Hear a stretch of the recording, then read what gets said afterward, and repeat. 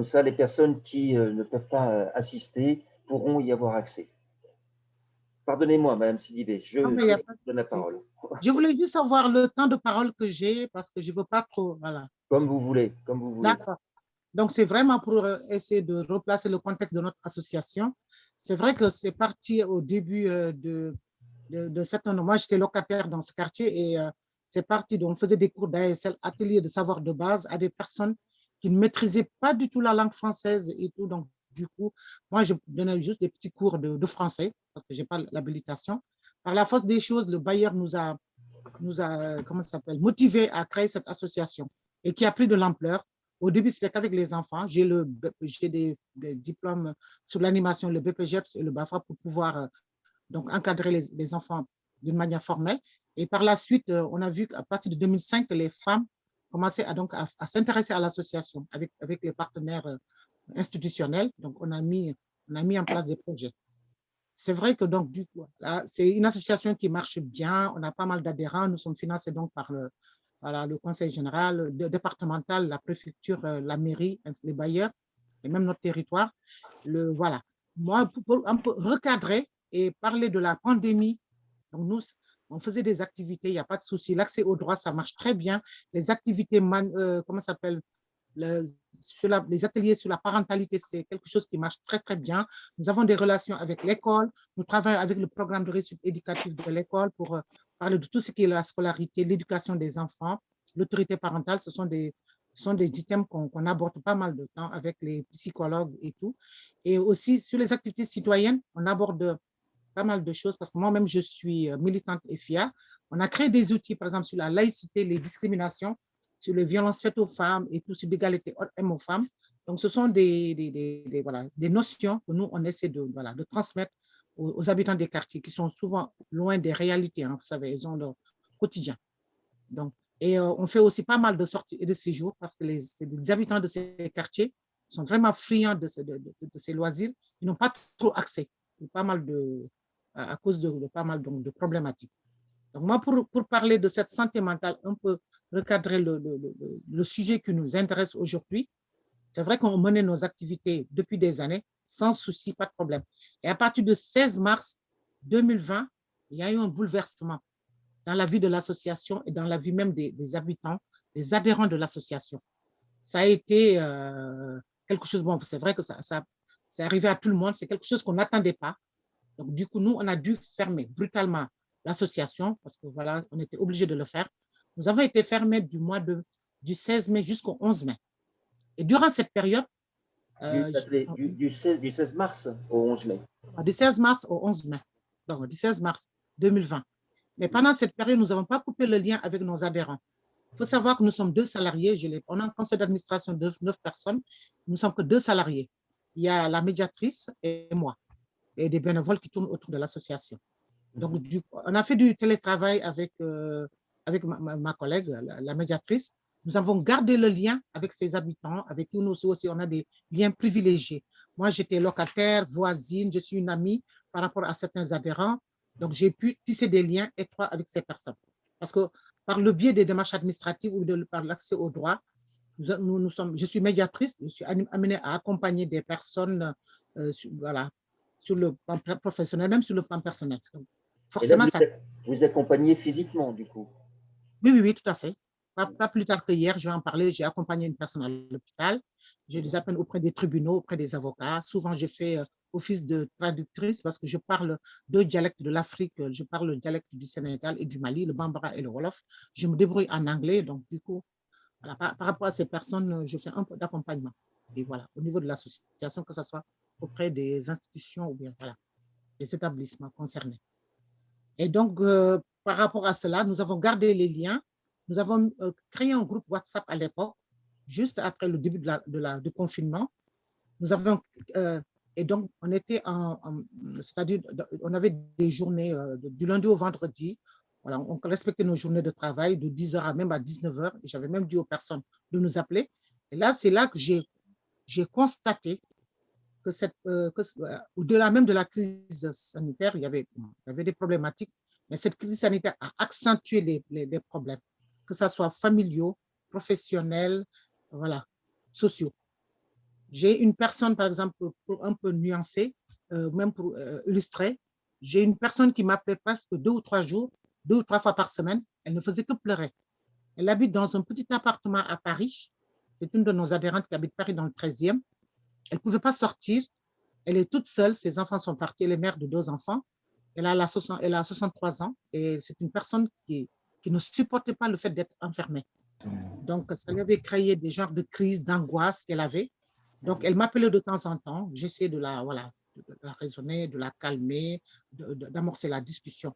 Donc, nous, notre rôle en tant que voilà, acteur associatif, ce qu'on faisait, c'est que quand les personnes nous appellent, on instaure le dialogue. On essaie comment s'appelle, de les rassurer parce que ce n'était pas facile. J'ai vu parmi nos adhérents des personnes qui ont eu la dépression nerveuse, des personnes qui ont été atteintes du Covid, qui ont eu le Covid, qui sont soignés chez eux. Il y en a qui ont été à l'hôpital. Il y en a qui, ça n'a pas été facile parce qu'ils ont des familles, donc la famille était impactée et tout. Il y a des personnes qui ont perdu leur emploi à la suite donc, de ce. Voilà. Il y a des personnes dont les enfants étaient scolarisés, ne l'étaient plus provisoirement. Il fallait s'en occuper, il fallait gérer les devoirs, gérer le quotidien et tout. Ça a amené des problèmes d'angoisse, voilà, de plaintes, de pas mal de problématiques. Donc, moi, voilà. Donc, ce que j'ai remarqué aussi qu'il y a des personnes aussi qui avaient des problèmes alimentaires, qui devaient faire appel à des associations qui sont mises en place, ne serait-ce que pour s'assurer au moins une alimentation, voilà, avoir même de quoi subsister. Pour vous dire que ça a été vraiment très, très grave. Il y a des personnes aussi qui étaient même presque au bord du suicide, comme vous venez de le dire. Donc, nous, notre rôle, comme je vous l'ai dit, c'était de rassurer ces personnes, de les orienter, voilà, d'amorcer un dialogue, voilà, de voir ce qu'on pouvait faire, parce que c'est vrai que c'est très, très difficile dans ces temps-là. Il y avait l'éloignement. Nous, on ne pouvait pas bouger. Ces personnes aussi, ils ne pouvaient pas bouger. Ils sont chez eux. Tout ce qu'on avait, heureusement, avec les réseaux sociaux et tout, on avait ce contact virtuel qui faisait que on a fait 2 ou 3 visioconférences entre nous pour qu'on puisse soulever des problématiques, discuter, chercher des solutions, faire des petits jeux ensemble et tout. Mais je peux vous assurer que dans nos quartiers, ça a été ça a été violent pour certaines personnes. C'est toutes les personnes qui ont été malades, bon, après, ils ont été guéris. Heureusement, nous n'avons pas déploré de décès au niveau de chez nos adhérents. Voilà. Toutes les personnes qui ont eu le Covid ont été guéries. Donc, pour parler un peu d'interculturalité, au niveau de l'association Arc-en-Ciel, nous avons pas mal de nationalités. Nous avons beaucoup de Maghrébins, des Africains de l'Ouest, voilà, Guinée, Sénégal, Côte d'Ivoire, Mali, l'Afrique centrale, nous avons aussi pas mal d'adhérents. Au niveau de l'Asie, nous avons un couple d'Arméniens, bon, il y a quelques Indiens sri-lankais qui nous fréquentent à l'association, mais la majeure partie des adhérents, c'est vraiment l'Afrique subsaharienne et l'Afrique du Nord. Et quelques Français naturellement. Je peux donner même l'exemple, parce que quand on parle interculturalité, je pense que c'est faire la dualité entre la personne qui vient d'ailleurs, qui vit dans un environnement donné, qui vit en France, on va dire, on est en France, hein, donc avec tout ce que ça comporte. Et on laisse sa culture, on ne laisse pas sa culture, on quitte sa culture et on vient s'imprégner de la culture de notre pays. Peut-être qu'on ne connaît pas. Non. Nous, c'est quelque chose qu'on avait intégré dans nos programmes depuis de nombreuses années. J'avais mis en place un projet il y a 3 ans qui a même été financé par le bailleur parce que je pensais que c'était très, très, très, très intéressant. On parlait d'histoire de vie. J'ai remarqué que quand les femmes venaient durant nos ateliers, que ce soit les ateliers citoyens ou sur la parentalité et tout, je vois qu'elles se posaient des petites questions. Par exemple, j'ai une femme qui vient de Comores. Une fois, elle a discuté avec une Algérienne qui lui a dit, mais où se trouvent les Comores sur la planisphère et tout. Elle n'arrivait pas, cette femme algérienne n'arrivait pas à situer, pourtant ce sont des voisines, elles se connaissent, mais elles ne connaissaient pas les origines. Donc, après toutes ces observations, j'ai dit, tiens, je vais essayer de créer un outil pour qu'on puisse se connaître à partir voilà, de quelque chose de basique. Nous sommes partis sur des bouts de tissu et nous avons dessiné le contour de tous nos pays respectifs, nos pays d'origine. Et chaque personne devait coudre hein, à l'aiguille. Hein.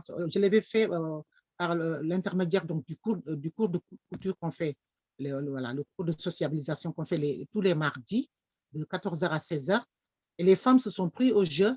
Elles ont toutes dessiné sur un petit bout de tissu leur pays. Elles ont voilà, dessiné, elles l'ont cousu. Elles ont mis la capitale du pays et leur ville de naissance. Après, nous avons placé ça sur la planisphère pour que les gens puissent se projeter, pour savoir qui vient d'où, voilà, on vient de quel continent, on vient de quel pays d'Afrique. Parce que moi, j'ai remarqué quelque chose, les Maghrébins, pour les avoir côtoyés depuis de nombreuses années, au passage, je vous signale que je suis sénégalaise d'origine. J'ai acquis la nationalité française en 2005 et que voilà, j'ai fait toutes mes études au Sénégal. Quand je venais en France, j'avais le niveau Bac+2 parce que j'ai fait l'université sciences économiques à Dakar. Donc, quand je suis venue, depuis 97 que je suis à l'association, les populations maghrébines que j'avais, que ce soit des Algériens, Marocains, Tunisiens, quand elles discutaient, on avait l'impression qu'elles ne faisaient pas partie de l'Afrique, le continent africain. Le continent. Elles se disaient, nous venons du Maghreb. Elles disaient, vous venez de l'Afrique, nous les Noirs. Et il a fallu que je leur fasse comprendre que nous venons du même continent. Même si c'est l'Afrique, il y a une histoire, ce sont des Berbères, il y a les Almoravides, il y a une histoire qui fait que, voilà, il y a la religion musulmane qui, voilà, qui prévaut, qui primo là-bas, voilà, qui prévaut. Donc, j'ai dû leur expliquer que, voilà, nous venons du même continent.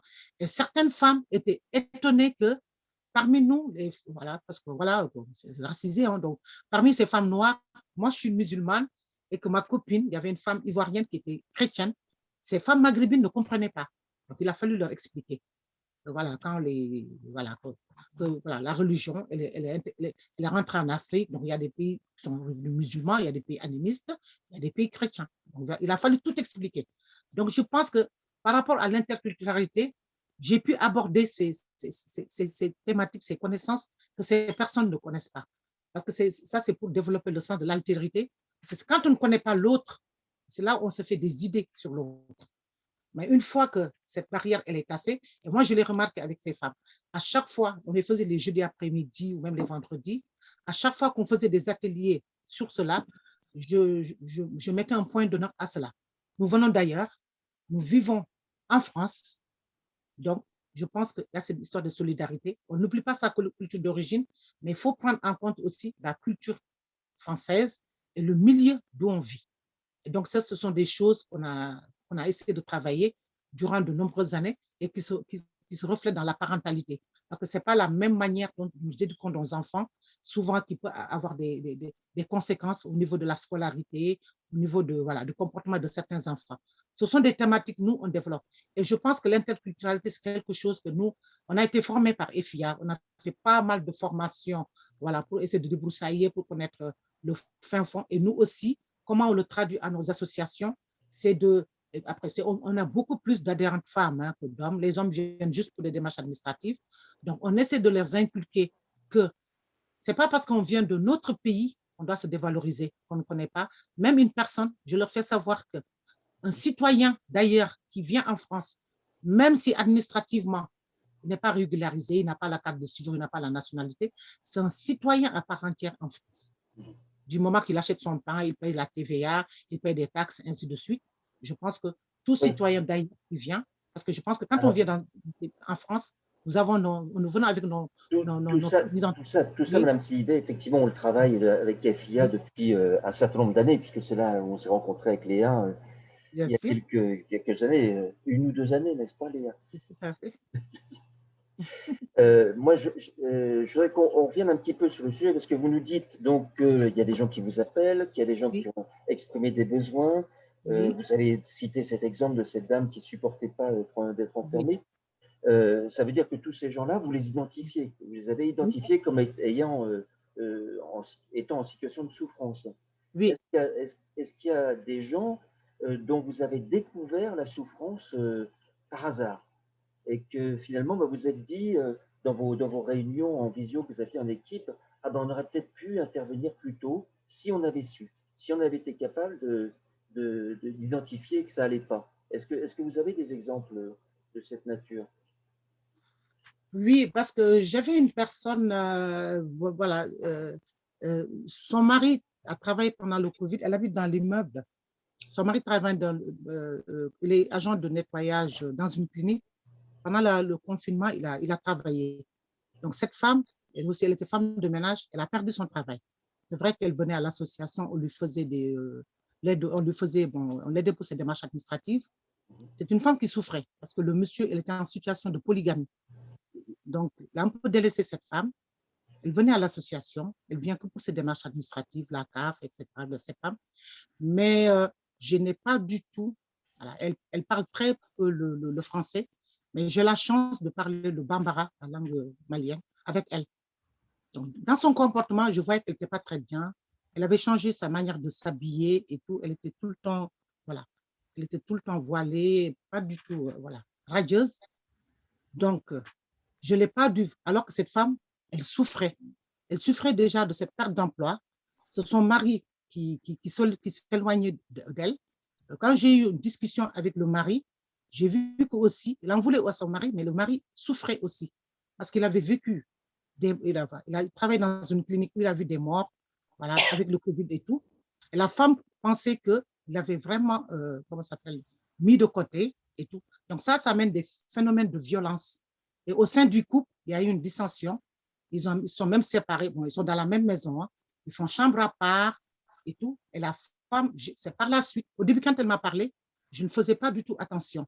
C'est un jour, à l'occasion d'un voilà, d'un événement fortuit, elle est là, elle est venue m'en parler. Elle m'en parlait sérieusement.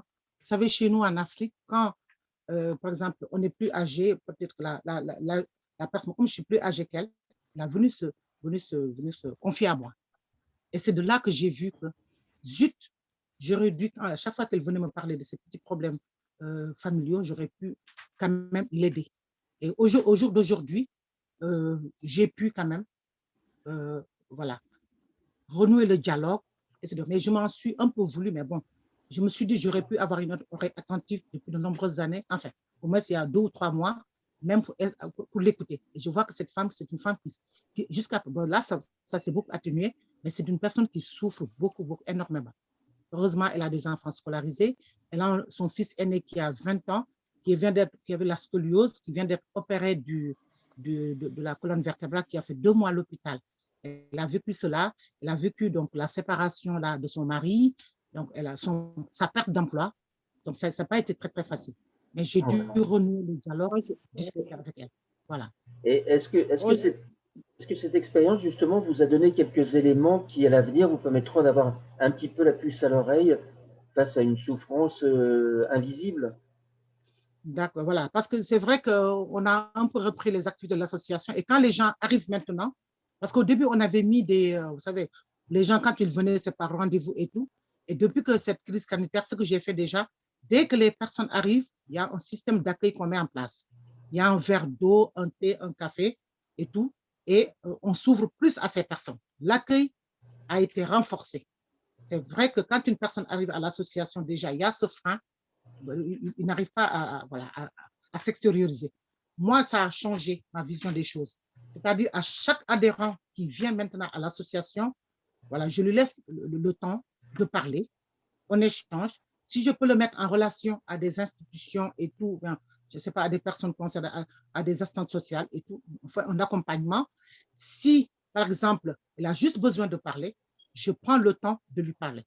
La raison même, des fois même, je fais même des petits plats sénégalais et tout. Il y a des personnes que je retiens, on mange ensemble. Tout ça, c'est pour créer le cadre. Pas plus tard que hier, il y a une Cap-Verdienne que je suis depuis de nombreuses années.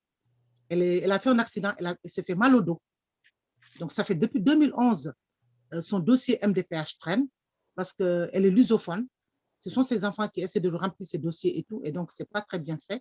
Et quand j'ai reçu il n'y a pas longtemps les dossiers de la MDPH, elle faisait des demandes de placement au foyer familial, alors que ce n'est pas cela. Elle demandait une aide pour qu'on puisse être indemnisée parce qu'elle ne travaille plus. Elle a fait un accident de travail. Elle a subi une opération donc, du dos. Elle était complètement perdue. Et comme la MDPH ne répondait pas trop au téléphone et tout, nous avons appelé, nous avons rempli le dossier, à chaque fois des courriers négatifs. Hier, je l'ai accompagnée chez un chirurgien pour qu'elle puisse lui remplir son dossier. Et je voyais cette femme, quand elle venait à l'association, elle était complètement désemparée. Elle ne savait pas quoi faire. Elle était en larmes. Et je lui ai proposé de l'accompagner à l'hôpital. Et durant tout le trajet, je voulais qu'on prenne le taxi. Elle m'a dit non, on prend un bus. Durant le trajet, nous avons discuté. Dans la discussion, je l'ai rassurée. Je lui ai dit que ça va. Voilà. Nous sommes partis à l'hôpital. Le chirurgien, à un moment donné, ne voulait pas, parce qu'il me disait que c'était le médecin traitant qui devait le faire. Nous l'avons un peu prié, donc il a rempli son dossier MDPH, pour qu'on puisse faire les démarches pour qu'elle puisse avancer. Moi, à l'époque, je leur disais, bon, allez à l'hôpital, allez vous faire rendez-vous. Maintenant, je prends le pari d'accompagner des personnes. J'ai une autre haïtienne qui fréquente notre association depuis 3 ans. Elle est mère de 2 garçons. Ses enfants ont été placés. Son fils a été placé à l'âge de 12 ans. Elle vient de le récupérer, il vient d'avoir 18 ans. Elle l'a récupéré dans une manière lamentable. Il était presque à la rue. Son fils de 7 ans, elle est à Auxerre. Nous habitons Villeneuve-Saint-Georges. Cette dame habite Villeneuve-Saint-Georges. Elle a droit à voir son fils qu'une fois par mois. Et elle souffre énormément. Chaque fois qu'elle vient à l'association, c'est des pleurs, des larmes, ça ne finit pas. Mais justement, Madame Sylvie, là, ce sont des souffrances explicites. On voit. On voit. Et la question, c'est quelles sont celles qu'on voit pas. Je crois que Madame So voulait prendre la parole tout à l'heure. Oui. Bonjour à tous. Bonjour Stéphane. Bonjour. Oui, on s'est vu plusieurs fois. Je suis venue à Regard à Paris. Je suis militante de FIAISM. Oui, tout à fait. Oui, donc vous êtes venu aussi à Rouen lors de mes conférences. Voilà. Donc moi, je voulais. Ce sujet m'a intéressé à double titre parce que moi, j'ai fait un DU santé mentale, santé, maladie, soins et culture avec l'hôpital Georges Pompidou par l'intermédiaire de l'association Françoise Mims-Koscar à Paris. Et ce sujet est beaucoup intéressant parce que c'est dans la dimension interculturelle de cette pandémie. On a des... Pour moi, il y a eu... Pardon? On a des problèmes de connexion. Là. Ah, ça va? Oui, là, ça va mieux. Oui. Donc, ce sujet, bon, par rapport à la pandémie, bon, moi, je n'étais pas là, donc actuellement, je suis à la retraite, donc je ne côtoie pas beaucoup, je n'ai pas côtoyé beaucoup dans le domaine du travail les personnes qui sont dans les associations.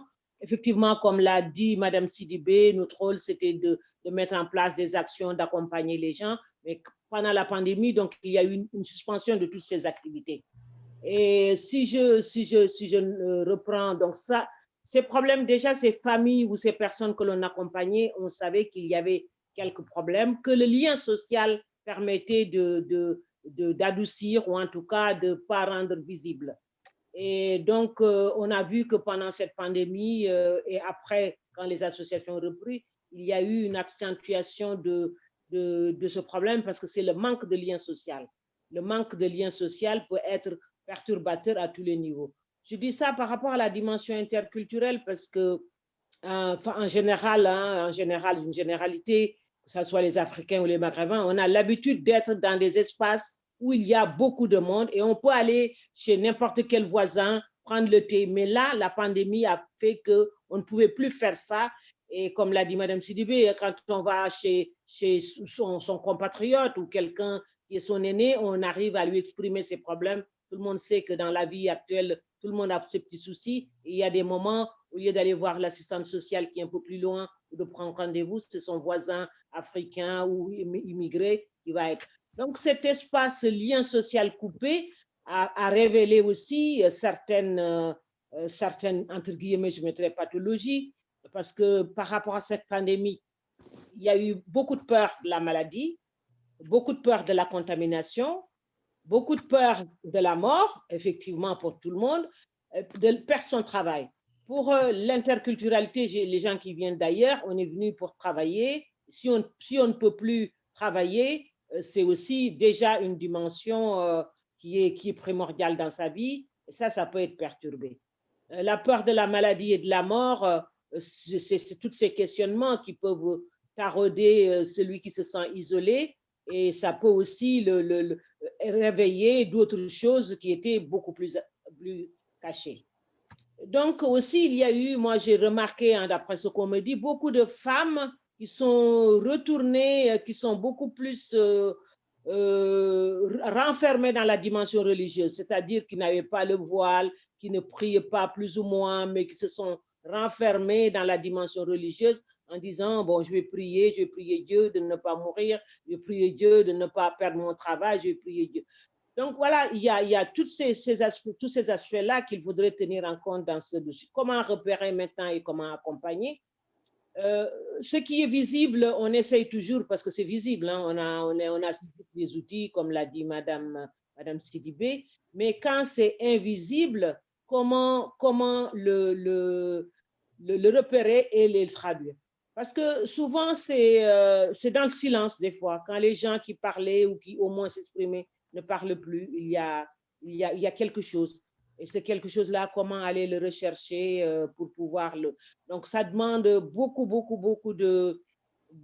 d'approche, hein, de connaître, de mieux se connaître, d'approcher la personne, d'essayer de le faire parler pour ressortir. Je vais m'arrêter là parce que sinon, je vais continuer à prendre la parole, à parler. Non, mais c'est très intéressant. Et justement, moi, ça me permet de rebondir. Myriam. Oui, tout à fait. Pardon, je trouvais aussi intéressant et je voulais rebondir. Voilà, parce que raconte-nous un peu ce que tu fais, toi, dans les foyers. Bon, alors, moi, dans les foyers, c'est les permanences d'accès aux droits, l'accompagnement, enfin, pour les dossiers retraite aussi, même si ce n'est pas dans mes missions, mais avec les personnes âgées migrantes, vu que je les vois depuis plusieurs années. Donc, quand ils viennent me demander un service ou les aider dans une telle démarche, même si ça ne rentre pas dans ma mission, je le fais parce qu'il y a une confiance, il y a un lien qui s'est créé. Et ces personnes, moi je parle pour moi, je ne peux pas leur dire non parce que je sais que ça va les vexer, que ça risque aussi de perdre cette confiance entre nous. Et donc, moi, je vais revenir rapidement sur l'année dernière. C'est vrai que l'annonce brutale du confinement était vraiment très, très fort et ça a perturbé tout le monde. Et donc, nous, on a maintenu la permanence téléphonique et on se relayait entre collègues. On a déjà installé une application Slack pour que nous, l'équipe, on reste en contact et on réfléchisse sur quelle forme on va mettre en place, sous quelle forme intervenir, est-ce que c'est possible donc, pour échanger entre équipes. Et on a aussi été en contact énormément avec l'ARS Île-de-France parce qu'ils voulaient savoir ce qu'on va faire, comment on va faire. Et comme il n'y avait pas les masques, donc nous, on avait sollicité tout au début, il n'y avait pas de masques, mais on a eu une petite dotation fin avril, très petite, hein, de 350 blisters, je crois. Et même si elle est petite, ça nous a quand même permis déjà pour nous protéger et d'aller dans les foyers. Alors, on a mis le pied dans les foyers à partir du 5 mai, c'est-à-dire avant le déconfinement. Et on était très, très choqués. Hein. Moi, je vais le dire, le terme, j'ai été choquée parce qu'à mon arrivée dans les foyers, il n'y avait aucune affiche d'information sur la Covid. Il n'y avait pas les affiches pour le port du masque, il n'y avait rien du tout.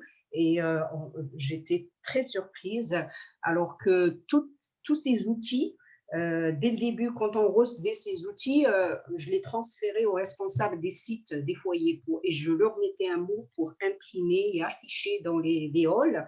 Et ça, c'était, je parle des lieux hein, où j'interviens, il n'y avait rien de tout ça. D'ailleurs, j'ai même demandé à l'ARS, parce qu'on n'a pas un photocopieur pour les grands formats, et j'ai été chercher personnellement des affiches grand format au siège de l'ARS, 70 affiches, ils m'ont imprimé et qui m'ont permis d'aller dans tous les foyers où on intervient pour faire que l'affichage.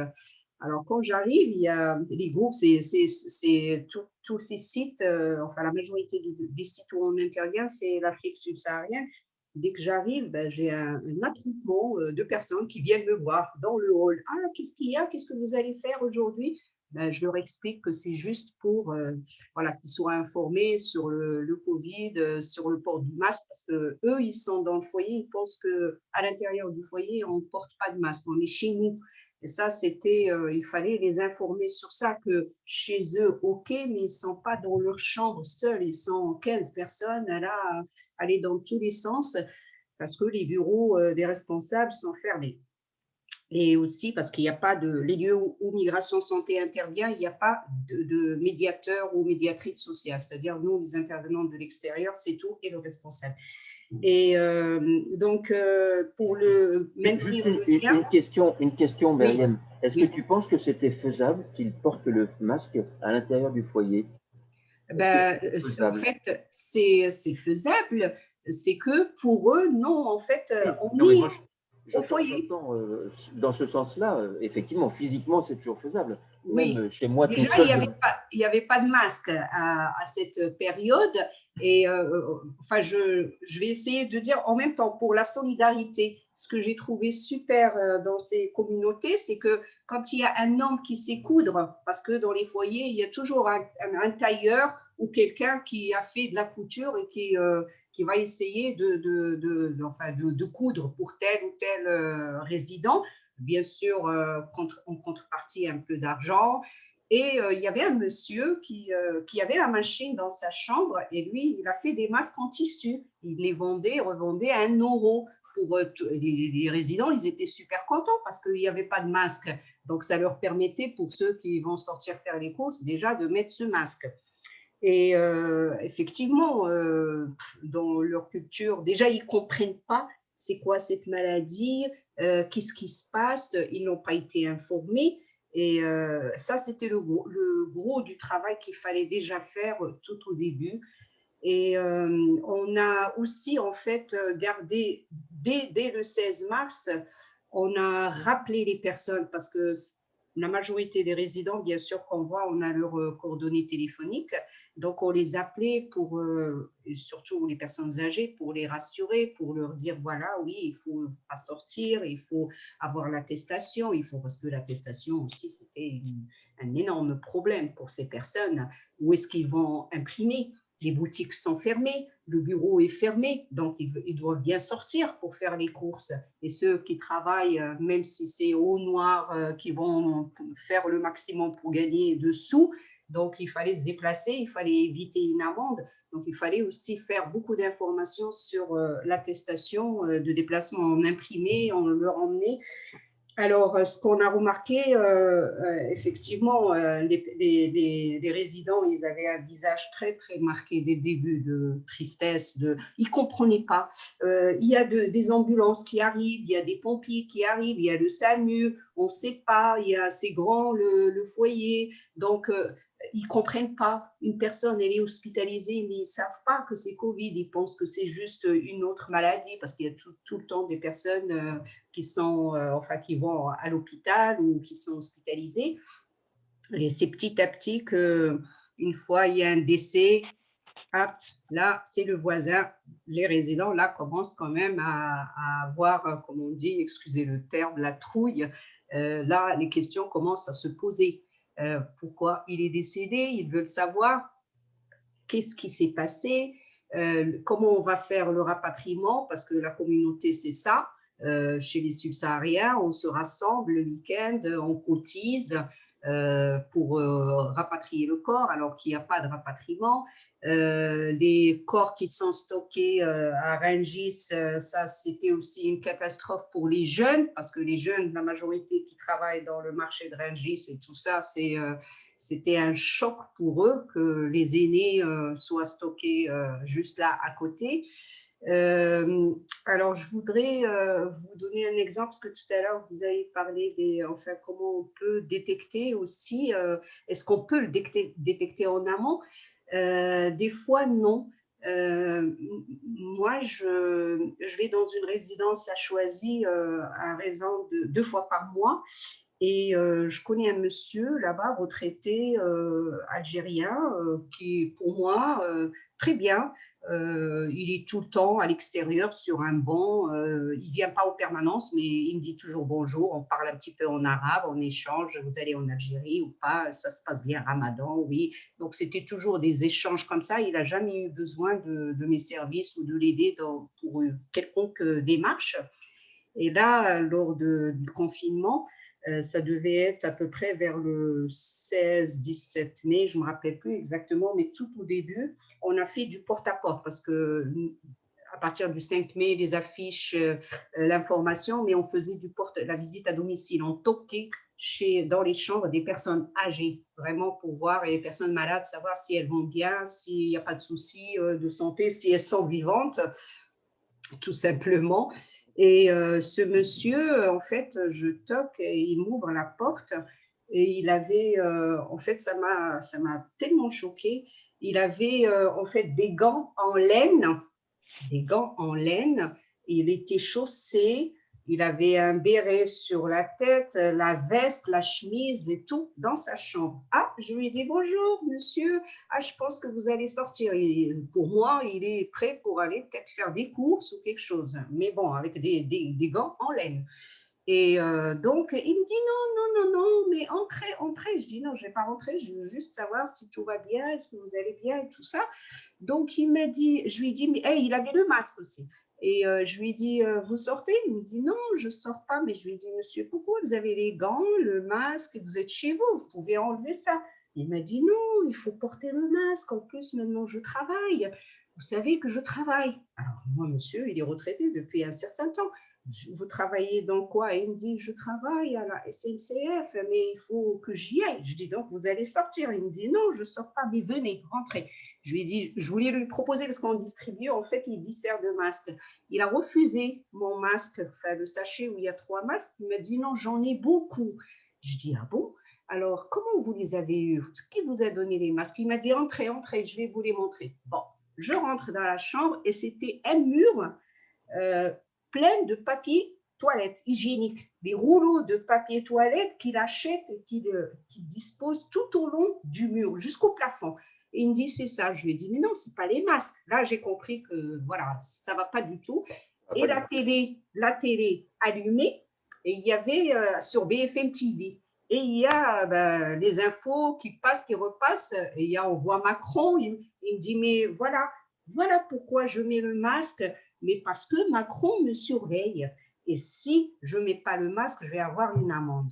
Alors là, c'est bon. J'ai dit, monsieur, et voilà, on est devant BFM TV jour et nuit. Ces personnes, elles ne peuvent plus sortir. Elles avaient l'habitude d'aller dehors, de parler avec les autres. Elles se retrouvent face à ces surinformations de port ou pas port du masque. Donc, le monsieur, il a le masque, les gants, et il est chez lui, il souffre, il transpire. Mais donc là, j'ai trouvé que ça n'allait pas du tout. Je suis allée voir une voisine, il y a une dame qui habite là-bas, elle m'a dit, oui, ça fait quelques jours qu'on le voit, il parle de carte bleue, il a perdu la carte bleue. Donc là, je reviens le voir, j'ai dit c'est peut-être ça qui l'a mis dans cet état. Et donc non, quand je parle de la carte bleue, il m'a dit oui, je suis allée à la banque, on m'a volé ma carte bleue là-bas. Après, il parle d'autre chose, donc il délirait complètement. C'était vraiment un délire. Alors, j'ai appelé le responsable, je lui ai expliqué. Ça aussi, c'est décevant parce que les responsables des foyers, ils ne parlent que de loyer et argent. Alors, il me dit, oui, ça fait plusieurs mois que monsieur ne paye pas le loyer. J'ai signalé à la mairie. Je lui ai dit, mais moi, je vous parle de son état psychologique parce que, bien sûr, s'il a perdu la tête, le monsieur, il ne paiera plus jamais le loyer ou il va faire une autre bêtise. Et moi, je ne connais pas, en fait, comme je n'avais pas de lien très rapproché avec ce monsieur, je ne sais pas s'il a de la famille. Donc, je demandais dans ce sens. J'ai appris qu'il avait un fils qui habitait pas très loin de Choisy et qui venait me voir auparavant. Donc, j'ai demandé au responsable ou de me donner le numéro de contact de son fils pour déjà voir avec lui ou de faire le nécessaire. Il m'a dit oui, c'est bon. Moi, j'ai signalé à la mairie de Choisy, ils vont s'en occuper, tout ça. Donc, malheureusement, oui, voilà, moi, j'ai pas la main pour faire quoi que ce soit. Sauf que de temps en temps, je demande, et même à aujourd'hui, à la voisine, elle m'a dit qu'elle ne le voit plus. Donc, j'espère qu'il a été chez son fils ou il a été hospitalisé. Parce que nous, on n'intervient plus sur ce site depuis janvier 2021. Donc, ce qui me… Enfin, je n'ai pas la possibilité d'aller là-bas, ou à part la voisine de demander qui me dit qu'elle ne le voit plus. Et puis, en fait, il y a aussi le problème là de la santé elle-même, santé physique. Le confinement, pour certaines personnes, a eu un impact très négatif, bien sûr, sur leur santé mentale, suite à des déprogrammations. Les déprogrammations qui ont eu lieu pour des opérations prévues, ça c'était aussi catastrophique. Et j'ai le cas d'un monsieur à qui on a détecté un cancer de la vessie en septembre 2020. Il a fait un traitement, enfin le traitement, la chimio, et il devait se faire opérer en septembre 2020. Et du coup, moi je l'ai vu. J'ai préparé avec lui la petite valisette dans la chambre parce qu'il avait une liste de tout ce qu'il devait ramener à l'hôpital en linge, les gants, les trucs. Et j'ai vérifié tout. Je lui ai rempli le formulaire pour signaler la personne de confiance. C'était un neveu à lui. Et bon, j'ai son téléphone, il m'appelle souvent, je l'appelle aussi. Et il me dit, ça y est, je suis à l'hôpital. Bon, je souhaitais bonne chance. Le lendemain, il me rappelle pour me dire, Myriam, je suis revenue au foyer. Et ça, ah bon? Il me dit oui. Donc, à la permanence d'après, je suis allée le voir. J'ai trouvé vraiment déprimé, allongé, alors que c'est un monsieur qui a l'habitude toujours de descendre. Il est joyeux. Et là, c'était la dépression. Et il disait, voilà, moi, je veux juste, si on ne m'opère pas, parce qu'en fait, c'était pas 3 fois. Ils lui ont déprogrammé 3 fois. Il s'est fait opérer qu'en février 2021, donc de septembre à février 2021. Et lui, ce qu'il souhaitait, c'est juste qu'il parte, il rentre chez lui. Et là, ce n'était pas possible non plus. Il me dit, je sais que je vais mourir, donc je veux mourir auprès de ma famille, ma femme, mes enfants, je veux mourir là-bas. Et ça l'a vraiment déprimé complètement. Il ne voulait plus enfin, se nourrir. Il était tout le temps allongé sur le lit, affalé comme ça, les mains sur la tête, il ne veut pas parler. Je l'ai trouvé très triste et déprimé. Donc, actuellement, tant mieux, ça va beaucoup mieux. Il s'est fait opérer en février. Mais ça a eu un impact négatif sur leur santé mentale parce qu'ils savaient plus où se mettre, quoi faire. On veut rentrer, on ne peut pas rentrer. Puis, il y a les personnes qui décèdent, le voisin qui décède aussi. Là, ils se disent, je risque de mourir dans ma chambre, tout seul, personne n'est au courant. D'autant plus que tout est fermé, comme on disait, il n'y a plus les salles, les cuisines communes, c'est fermé, donc les gens ne se voyaient plus. Et ça c'est, enfin, je ne sais pas s'il y avait possibilité de faire autrement, mais c'était une catastrophe. Le confinement, c'était une catastrophe pour ces personnes. Oui, tout à fait. Merci pour ce témoignage, alors qui est très, très, très édifiant parce que on se retrouve finalement dans la situation avec le premier cas de ce monsieur qui s'est enfermé en mettant du papier toilette tout autour de sa chambre. Oui. C'est peut-être d'ailleurs une des raisons qui explique la pénurie de papier toilette, c'est qu'il y a beaucoup de gens qui ont fait ça. Hein, on ne sait pas, l'année dernière, on se posait la question pourquoi tout le monde s'est précipité dans les supermarchés pour mettre du papier toilette. Peut-être que cette stratégie de protection était utilisée par beaucoup de personnes. Alors, ça renvoie à ce que disent beaucoup de psychiatres, en fait, sur cette crise. C'est que les gens vraiment qui étaient au départ très, très malades n'ont pas beaucoup souffert. Mais ceux qui avaient des fragilités, des vulnérabilités, eux, ont beaucoup, beaucoup, beaucoup souffert. Et parce qu'ils n'étaient pas identifiés, justement, ils n'ont pas pu être pris en charge. Et si tu n'avais pas frappé à la porte de façon active, sans doute que cette personne serait restée avec son masque et sa chambre couverte de papier toilette sans que personne ne s'en occupe. La question qui se pose, c'est que justement, maintenant que tu n'es plus sur le terrain, c'est son invisibilité. Il y a le côté optimiste qui dit s'il est invisible à la voisine, c'est qu'il est allé voir son fils. Mais il y a le côté pessimiste qui peut être aussi s'il est invisible, c'est qu'il va encore plus mal. Oui, oui, c'est fort possible. Je ne sais pas si on a, enfin, si je pourrais vous raconter, enfin, le cas d'un monsieur euh, qui a cumulé en fait certaines problématiques dues à l'argent. Enfin, je peux vous raconter Oui, le cas de ce vas-y. monsieur. Alors là, c'est un monsieur, c'est un Malien aussi, qui habite à Aubervilliers dans une résidence sociale que moi j'ai connue en mai 2019 parce que c'est la première année où j'ai commencé à intervenir sur ce site. Et en fait, c'est aussi ce monsieur, il n'est jamais venu me voir à la permanence, je ne le connaissais pas. C'est juste un jour, j'avais un peu de temps, j'avais pas beaucoup de personnes à la permanence et quand ça arrive comme ça, je vais faire le point avec le responsable et je lui ai dit, est-ce qu'il n'y a pas des personnes que je pourrais voir, enfin, aller chez eux parce que là, il reste encore du temps. Et il m'a fait le nom de ce monsieur, la chambre et tout ça. Donc, je suis allée toquer chez ce monsieur. Il a mis du temps pour m'ouvrir la porte alors que c'est juste du lit, c'est un pas pour ouvrir, c'est le lit, il est collé presque à la porte. Et voilà, donc je vois le monsieur, j'ai vu qu'il avait un problème de santé. Il avait du mal à respirer.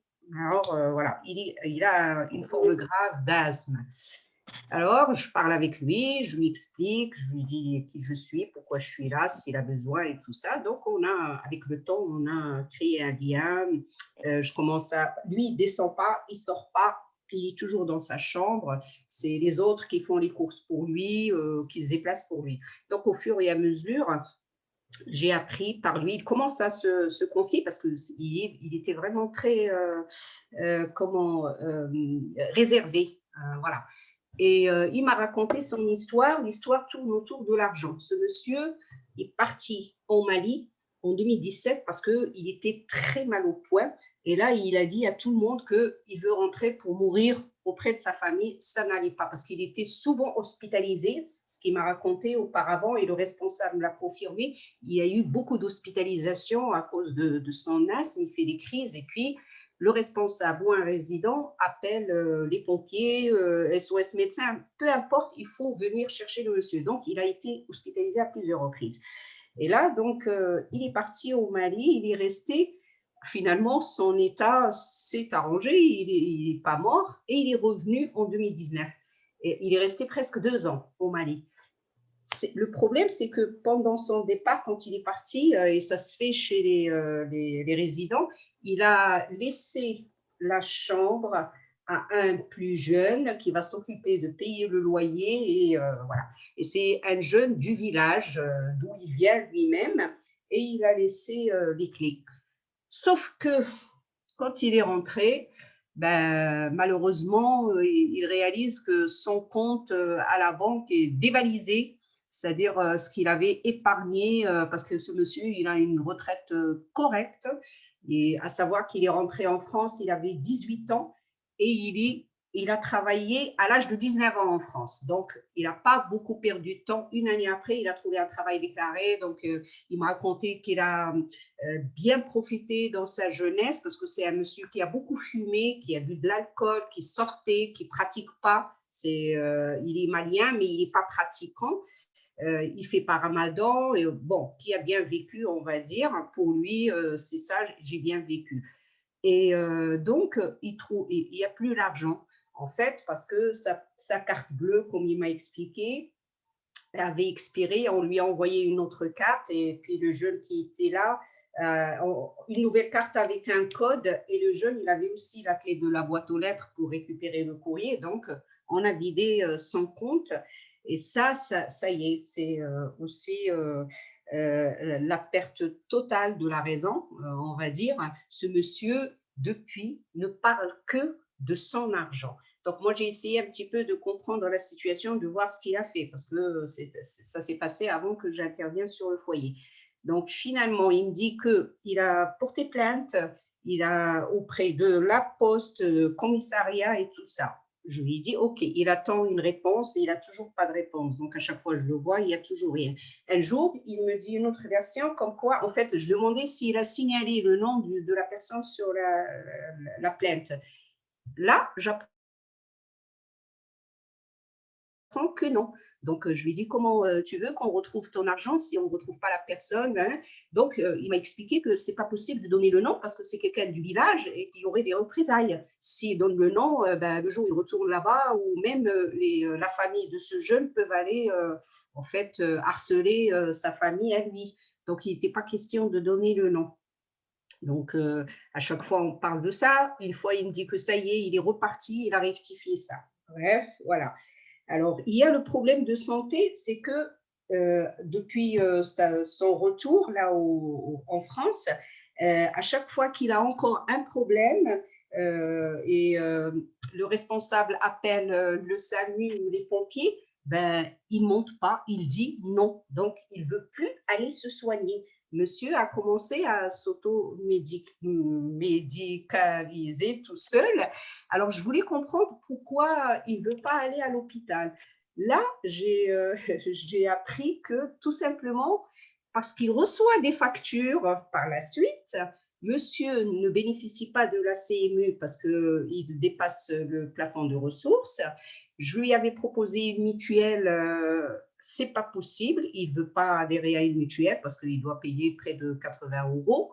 Et il était contre, il dit que voilà, tout ici, on fait que me voler l'argent.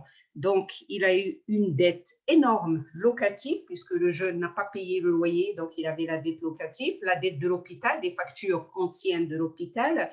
Et voilà, il était noyé dans ce problème.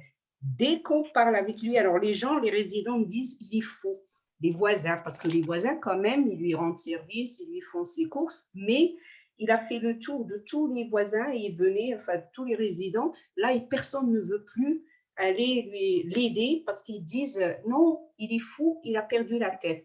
Mais moi, enfin, c'est aussi peut-être une question pour vous. Moi, je le voyais pas fou.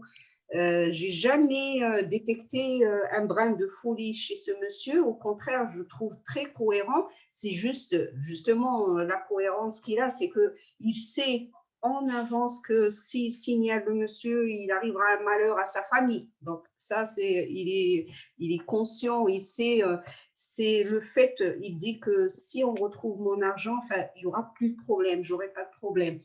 Alors, en juin de l'année dernière, il y avait le dépistage par le dispositif Provisan sur le foyer. Alors, lui, comme il ne descend pas, il ne va pas descendre. J'ai parlé avec le médecin qui était sur place et une infirmière. Et je les ai sollicités, je leur ai dit après l'action si elle peut remonter, si elle peut venir avec moi voir le monsieur, tout simplement pour qu'il ait une ordonnance pour pouvoir avoir des Ventoline et ses médicaments, parce que il fait ça tout seul. Alors, le médecin, elle a accepté, c'était très gentil de sa part. On est allé le voir, je leur ai expliqué la situation avant, que dans la chambre et ceci, cela. Donc, elle a vu ce qu'il avait comme Ventoline, l'ordonnance qui date de 3 ans, et elle lui a expliqué, il lui a dit, monsieur, vous savez, on va vous soigner, on va vous donner une ordonnance, et ça sera gratuit, parce que j'ai expliqué au médecin que ce n'était pas possible qu'il aille à l'hôpital ou dans un centre de santé. Il a maintenant la phobie de l'hôpital, tout simplement pour ne pas avoir des factures par la suite. Et elle l'a rassuré. Elle lui a dit, voilà, je vous laisse mon numéro de téléphone. Demain, vous m'appelez quand vous vous réveillez et je vous envoie une ambulance, une voiture pour vous ramener chez moi et on fera la consultation. Je vous donnerai les ordonnances et tout ça gratuit. Le monsieur, il n'a pas appelé. Il a attendu jusqu'à midi, il m'appelle moi. Et il me dit, Myriam, l'ambulance n'est pas venue. Donc, je lui ai dit, est-ce que tu as appelé le numéro du médecin? Il m'a dit non. Je lui ai dit, bien sûr, l'ambulance ne viendra pas et c'est le médecin qui va déclencher.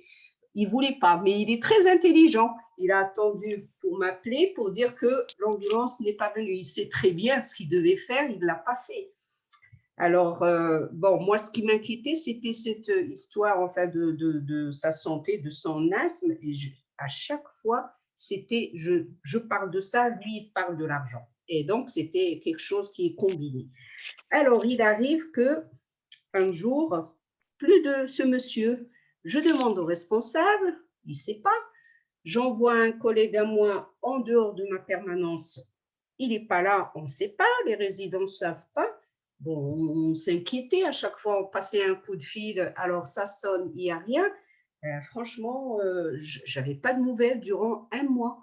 Et là, un jour, au bureau, il y a une personne qui m'appelle et qui se présente. C'était une assistante sociale de l'hôpital Bichat et qui me dit, voilà, je vous appelle, je suis assistante sociale et tout ça, et je vous appelle de la part de monsieur tel. Je dis, ah bon? Elle me dit, oui, il est hospitalisé chez nous et tout ça. J'ai dit, mais c'est quoi? C'est Covid? Qu'est-ce qui lui est arrivé? Elle m'a dit, non, non, non, c'est pas Covid. Voilà, c'est un problème, il a eu un gros malaise et heureusement, hein. Ah, j'ai dit, donc j'ai échangé avec l'assistante sociale et elle m'a parlé aussi de la situation de l'argent. Donc, elle m'a dit, c'est lui qui m'a donné votre numéro, il m'a dit de vous contacter. Et il lui a raconté aussi la version, donc une version où il lui a dit qu'il a vraiment, quand il a porté plainte, il a mis le nom de la personne. Donc, j'ai dit à l'assistante sociale que non, que ce n'est pas vrai. Donc, elle m'a dit qu'on va faire un travail ensemble pour essayer de le sortir de là. En tout cas, le soin, il va être pris en charge et qu'elle, elle verra avec la sécurité sociale s'il y aurait une aide et aussi pour sa dette de l'hôpital, si on peut voir comment un peu l'éponger. Et voilà, j'étais très contente et elle a dit qu'elle tiendrait au courant. Ok, j'arrive à Migration Santé, je leur dis, je suis super contente parce que monsieur X est pris en charge, donc j'ai plus ce souci, il va être soigné, il aura les médicaments, je préfère qu'il soit à l'hôpital que chez lui, voilà, tata. Et bien, 3 semaines après, il y a une autre personne qui me laisse un message et qui me dit, voilà, qu'il a été transféré, il est dans un autre lieu parce qu'il devait avoir aussi d'autres examens, mais on ne me dit jamais qu'est-ce qu'il a. Je comprends le secret, la confidentialité médicale. Ben, il a été dans un autre hôpital et qu'elle me tiendrait au courant de l'évolution, mais que monsieur ne sortira pas tout de suite. Et même s'il sort de l'hôpital, il sera dans un autre lieu de repos, peut-être 1 mois, peut-être 2 mois, et voilà. Ben, ok. Cette situation m'a préoccupée et à chaque fois je dis oui, il y aura sûrement des solutions. Une fois il va sortir, je commençais à faire des petits plans. Je dis je vais l'accompagner physiquement au commissariat pour changer, remettre le nom et tout ça. Et malheureusement, jusqu'à la fin avril de cette année, on me laisse aussi un message pour m'annoncer monsieur est décédé. Et choc, parce que je ne sais pas à aujourd'hui de quoi il est décédé.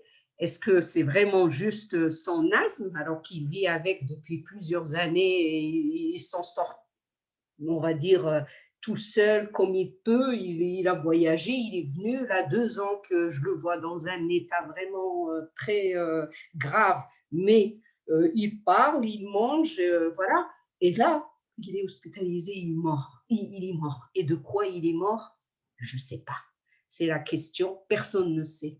Et voilà, cette situation m'a vraiment marquée et je pense que je vais garder ça pendant quelques années et je n'ai pas de réponse.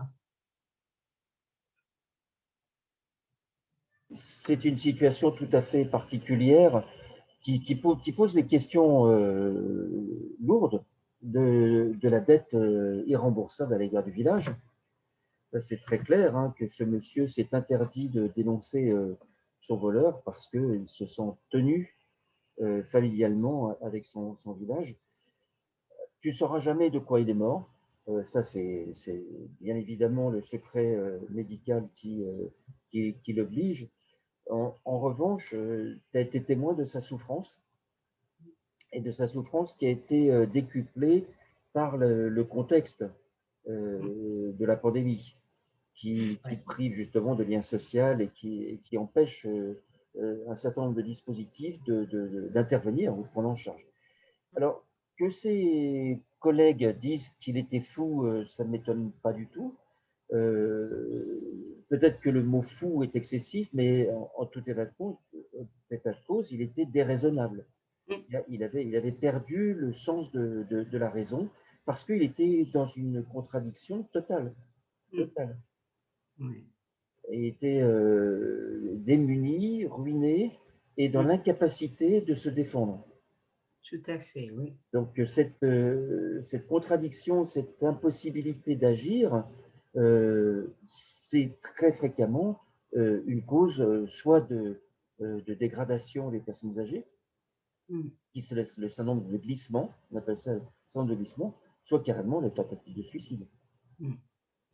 Donc la question, elle est très spécifique.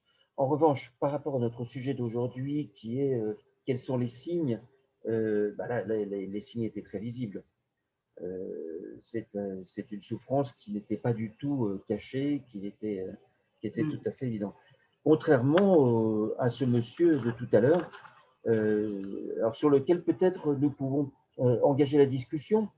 Je ne sais pas, Léa, Monique, Nicole, Françoise Salmon qui les a rejoints, Stéphane, est-ce que vous voulez intervenir par rapport à nos participantes?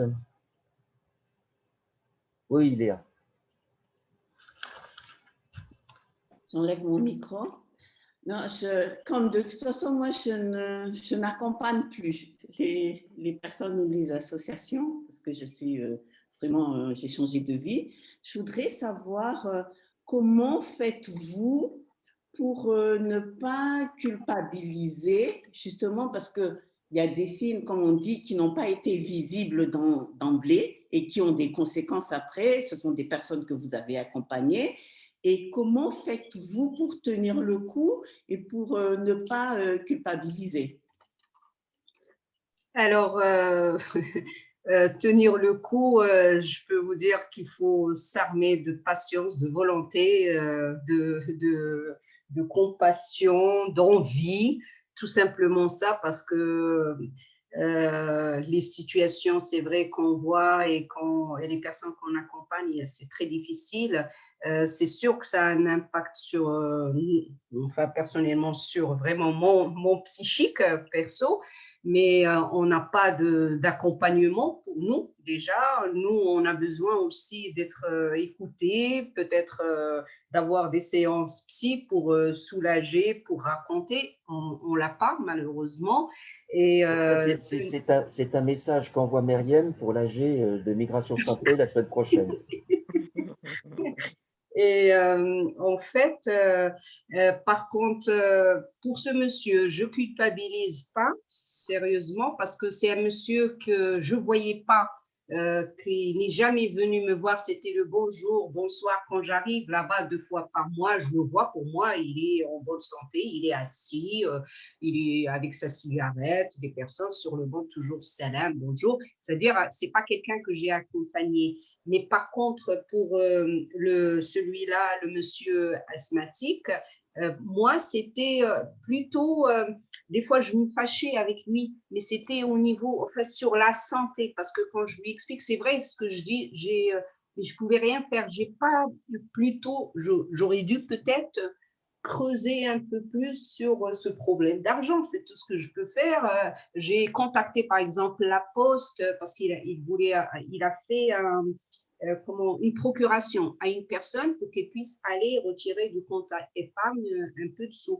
Et il n'a pas eu une réponse positive que cette personne puisse aller chercher l'argent. Et quand j'ai appelé la Poste, sur laquelle il a le compte, on m'a dit que c'est en fait, il faut un accord qui vient du siège, c'est un fichier qui doit être validé parce que monsieur avait déjà fait une procuration auparavant à un autre monsieur. Donc, pour changer le nom et tout ça, ça prenait du temps.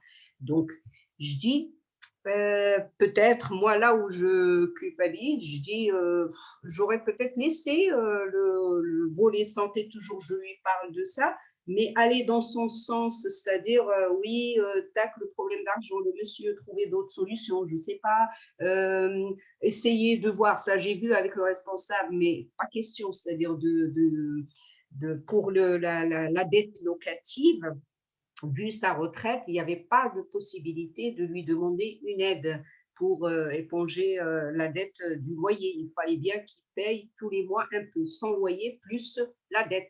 200 € de l'année de ce qui n'a pas été payé. Ça, j'ai essayé. Donc, en fait, voilà, c'est plutôt ça. Mais pour d'autres personnes, oui, je peux dire, ah, j'aurais dû faire ça. Mais franchement, j'estime, hein, j'estime que j'ai utilisé les moyens que j'ai fait, même le responsable, quand je vais des fois, bien plus tard, à chaque fois je dis, allez, parce que quand j'ai un moment, il faut que j'aille, parce que lui, il faut aller le voir dans sa chambre, alors que j'ai plein de monde qui m'attend au bureau. Et je dis au responsable, je vais aller voir monsieur tel. Et il me dit, il rigole. Le responsable, il rigole, il me regarde, il rigole, il me dit, oh, ben vas-y, tu perds ton temps. Hein, vas-y, tu perds ton temps. C'est toujours la même chose. Vas-y, tu perds ton temps. Mais je dis, je vais quand même le voir. Et quand je le vois, lui, il a besoin, en fait, il faut beaucoup de temps pour l'écouter parce qu'il va raconter l'histoire, il va parler d'autres choses pour qu'il soit détendu et peut-être me donner d'autres éléments. Sinon, c'est toujours la même histoire. Mais pour avoir des éléments nouveaux, il faut que j'écoute d'abord l'histoire pour avoir quelque chose. Parce que j'ai envoyé un stagiaire chez nous qui fait un travail sur la santé mentale, qui préparait un mémoire aussi. Et lui, en dehors de ses permanences, il restait 1h30 avec lui dans la chambre pour parler de ça. D'accord. Alors, bon, c'est un sujet difficile, Myriam. Je vais donner la parole à Mme So qui va nous quitter bientôt. Donc, sur ces questions de culpabilité que Léa a posées, c'est assez bousculant comme question. Ouais. Bon. Bonjour Léa. Et justement, cette question, je pense que en tant que travailleur social, on a tous été traversés à un moment donné par des situations difficiles et on rentre avec ça à la maison, on dort avec, on se... Mais bon, je pense qu'à un moment donné, il faut aussi accepter d'aller voir quelqu'un pour se faire aider parce que des fois, c'est trop lourd à porter tout seul. Et c'est vrai que, bon, il y a la situation de détresse des gens qui nous renvoient, bon, et c'est difficile à gérer. Mais bon, moi, je ne suis plus sur le terrain aussi comme Léa, hein.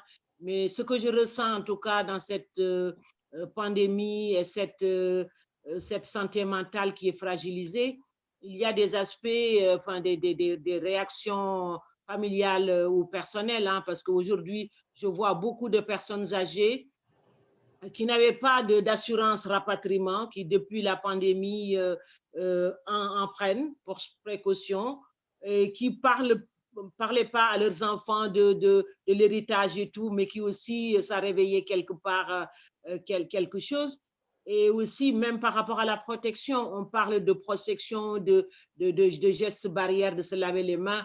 Mais bon, j'ai appris au Sénégal, bon, c'est que les gens, quand ils se mettent le gel, ils se disent, je mets mon safara. Safara en Wolof, ça veut dire une protection. Mais au-delà de la protection même du gel, il y a aussi les prières qui accompagnent. Voilà, quand on sort, quand quelqu'un rentre. Donc, il y a certains rituels aussi et souvent, aujourd'hui, beaucoup ne veulent plus aller chez d'autres. Avant, on allait chez nos compatriotes sans prévenir, réduire. Mais maintenant, quand on y va, on se pose la question, est-ce que si j'y vais, est-ce que moi j'ai la maladie, j'ai pas la maladie? Mais s'il arrive quelque chose, on va dire que c'est moi qui ai amené le mauvais sort chez eux. Donc, il y a aussi toute une réaction, des réactions psychologiques, hein, et puis des gestes qu'on ne faisait pas. Tout ça, c'est vrai que ce sont des petits signes qui font que le lien social s'est déconstruit et ça aura du mal à se reconstruire. Et ça peut, par exemple, pour certaines personnes, être vraiment des traumatismes à long terme. Voilà, j'ai été vraiment très ravie d'être avec vous, mais désolée, j'ai eu une autre rencontre tout à l'heure. Non, non, ben, merci beaucoup, Mme So. Moi, je pense que votre intervention est tout à fait importante. La culpabilité a été un des caractères majeurs de l'impact psychologique de la pandémie. C'est-à-dire, c'est pas simplement la culpabilité de l'acteur social qui ne parvient pas à dépister telle ou telle souffrance, c'est aussi la culpabilité d'éventuellement transmettre la maladie, la culpabilité donc d'être la cause du mauvais sort. Bref, la culpabilité de ne pas être capable d'intervenir, de ne pas être sollicité pour intervenir aussi. Moi, je sais que personnellement, j'ai été volontaire, mais j'étais trop vieux pour qu'on me sollicite. Donc, quelque part, ça renvoie aussi une certaine culpabilité. On a parlé tout à l'heure de BFM TV, je crois que c'est Mme Sidibé qui renvoie ces messages de culpabilité en permanence. Je crois que ça, c'est une des caractéristiques principales de la souffrance psychologique qui nous a été infligée à la suite de cette pandémie. Et pas simplement portée par le travail social, même si, comme vous le dites et comme Myriam le souligne, la nécessité d'accompagnement des acteurs de première ligne est absolument indispensable. Absolument indispensable. Madame Sidibé, est-ce que vous voulez intervenir là-dessus? Oui, oui. Donc, voilà, je Au revoir, remercie donc. Au revoir, Madame So. Merci beaucoup. Merci. Donc, je remercie beaucoup, Myriam, pour ces témoignages. Hein. C'est vrai qu'à peu près, c'est les mêmes publics qu'on a, les mêmes personnes qu'on rencontre. Moi, je vais juste rebondir par rapport à l'intervention un cas que j'ai eu. J'ai une jeune dame, 45 ans, qui a 3 enfants, qui a des diplômes. Elle avait des promesses d'embauche, en fait, avant la fameuse date du 16 mars. Et là, le 16 mars arrive, on était confinés. Cette personne, c'est une personne bienveillante, gentille et tout, qui a toujours élevé ses enfants, qui est mariée. Et je la voyais venir à l'association, je ne comprenais pas. Elle avait changé de comportement par rapport à moi. Elle était devenue très, très, comment ça s'appelle, sur la défensive, très agressive. Je ne comprenais pas. Elle parlait de son mari, la scolarité de ses enfants. C'était quelque chose, comme les enfants, comme ils étaient confinés, et à un moment donné, les enfants étaient obligés de faire les devoirs à la maison. Les enseignants leur envoyaient les devoirs soit par Internet, par mail ou par téléphone et tout. Donc, elle avait mis l'emprise sur son enfant, son fils de CE2. L'enfant ne pouvait même plus respirer. Donc, elle m'a raconté. Au début, je me suis dit non, comme c'est une personne bienveillante, qui est très intelligente et tout, je n'ai pas fait attention au début. Mais au jour d'aujourd'hui, la santé mentale de cette personne a vraiment empiré. Elle est même là, on est en train de voir, elle demande le divorce, elle agresse verbalement et physiquement son mari. Ses enfants n'en peuvent plus. On a même peur que même à un moment donné, parce qu'il a 2 enfants mineurs de 16 ans et de 7 ans, le grand, il a 19 ans, il essaie de le raisonner. On a peur qu'aujourd'hui, est-ce que les enfants ne vont pas être placés? Parce qu'elle est devenue presque en danger. Et moi, à l'époque, quand je voyais sa violence et tout, je n'ai pas saisi sur le moment. Je me suis dit, voilà, c'est son caractère. C'est par la suite que j'ai vu qu'elle faisait une dépression par rapport à tout ce qui lui est arrivé, le confinement, les pertes d'emploi. Elle n'avait plus confiance en elle-même. Bon, en fait, mais c'était juste sur l'instant. Mais après, comme elle a bien dit Myriam, et comme Néné nous a dit, nous sommes dans un métier, nous sommes des acteurs sociaux, des acteurs associatifs. Moi, je suis à l'association depuis des années. Moi, mon savoir-être me fait que quand les personnes arrivent quand même, on est là, on a une écoute. On est des médiatrices. Parce que qui dit médiation dit qu'on prend beaucoup de choses sur nous. C'est vrai que même des fois, des week-ends, on nous appelle, on ne compte plus nos heures. Donc, moi, je pense que quand ces personnes viennent nous voir, il faut toujours, c'est dans un quotidien qu'il faut avoir une oreille attentive. Il faut avoir de l'écoute, de l'empathie et vraiment être disponible pour ces personnes. Moi, tous les jours, des fois, je discute avec Léa, hein, je lui raconte un peu ma vie à l'association. Une journée type, c'est le matin, on fait des démarches administratives, il y a des personnes qui viennent. Même pas, depuis que la pandémie a commencé, comment j'ai vu qu'il y avait des personnes qui avaient des soucis de santé mentale. Ce sont des personnes qui étaient timides à la base. Et maintenant, quand je les vois, c'est des personnes qui parlent beaucoup. Des fois, c'est cohérent, des fois, ce n'est pas cohérent. Il y a des personnes aussi qui parlaient beaucoup, qui s'exprimaient beaucoup, qui étaient vraiment expressifs, qui sont rentrés dans un cocon.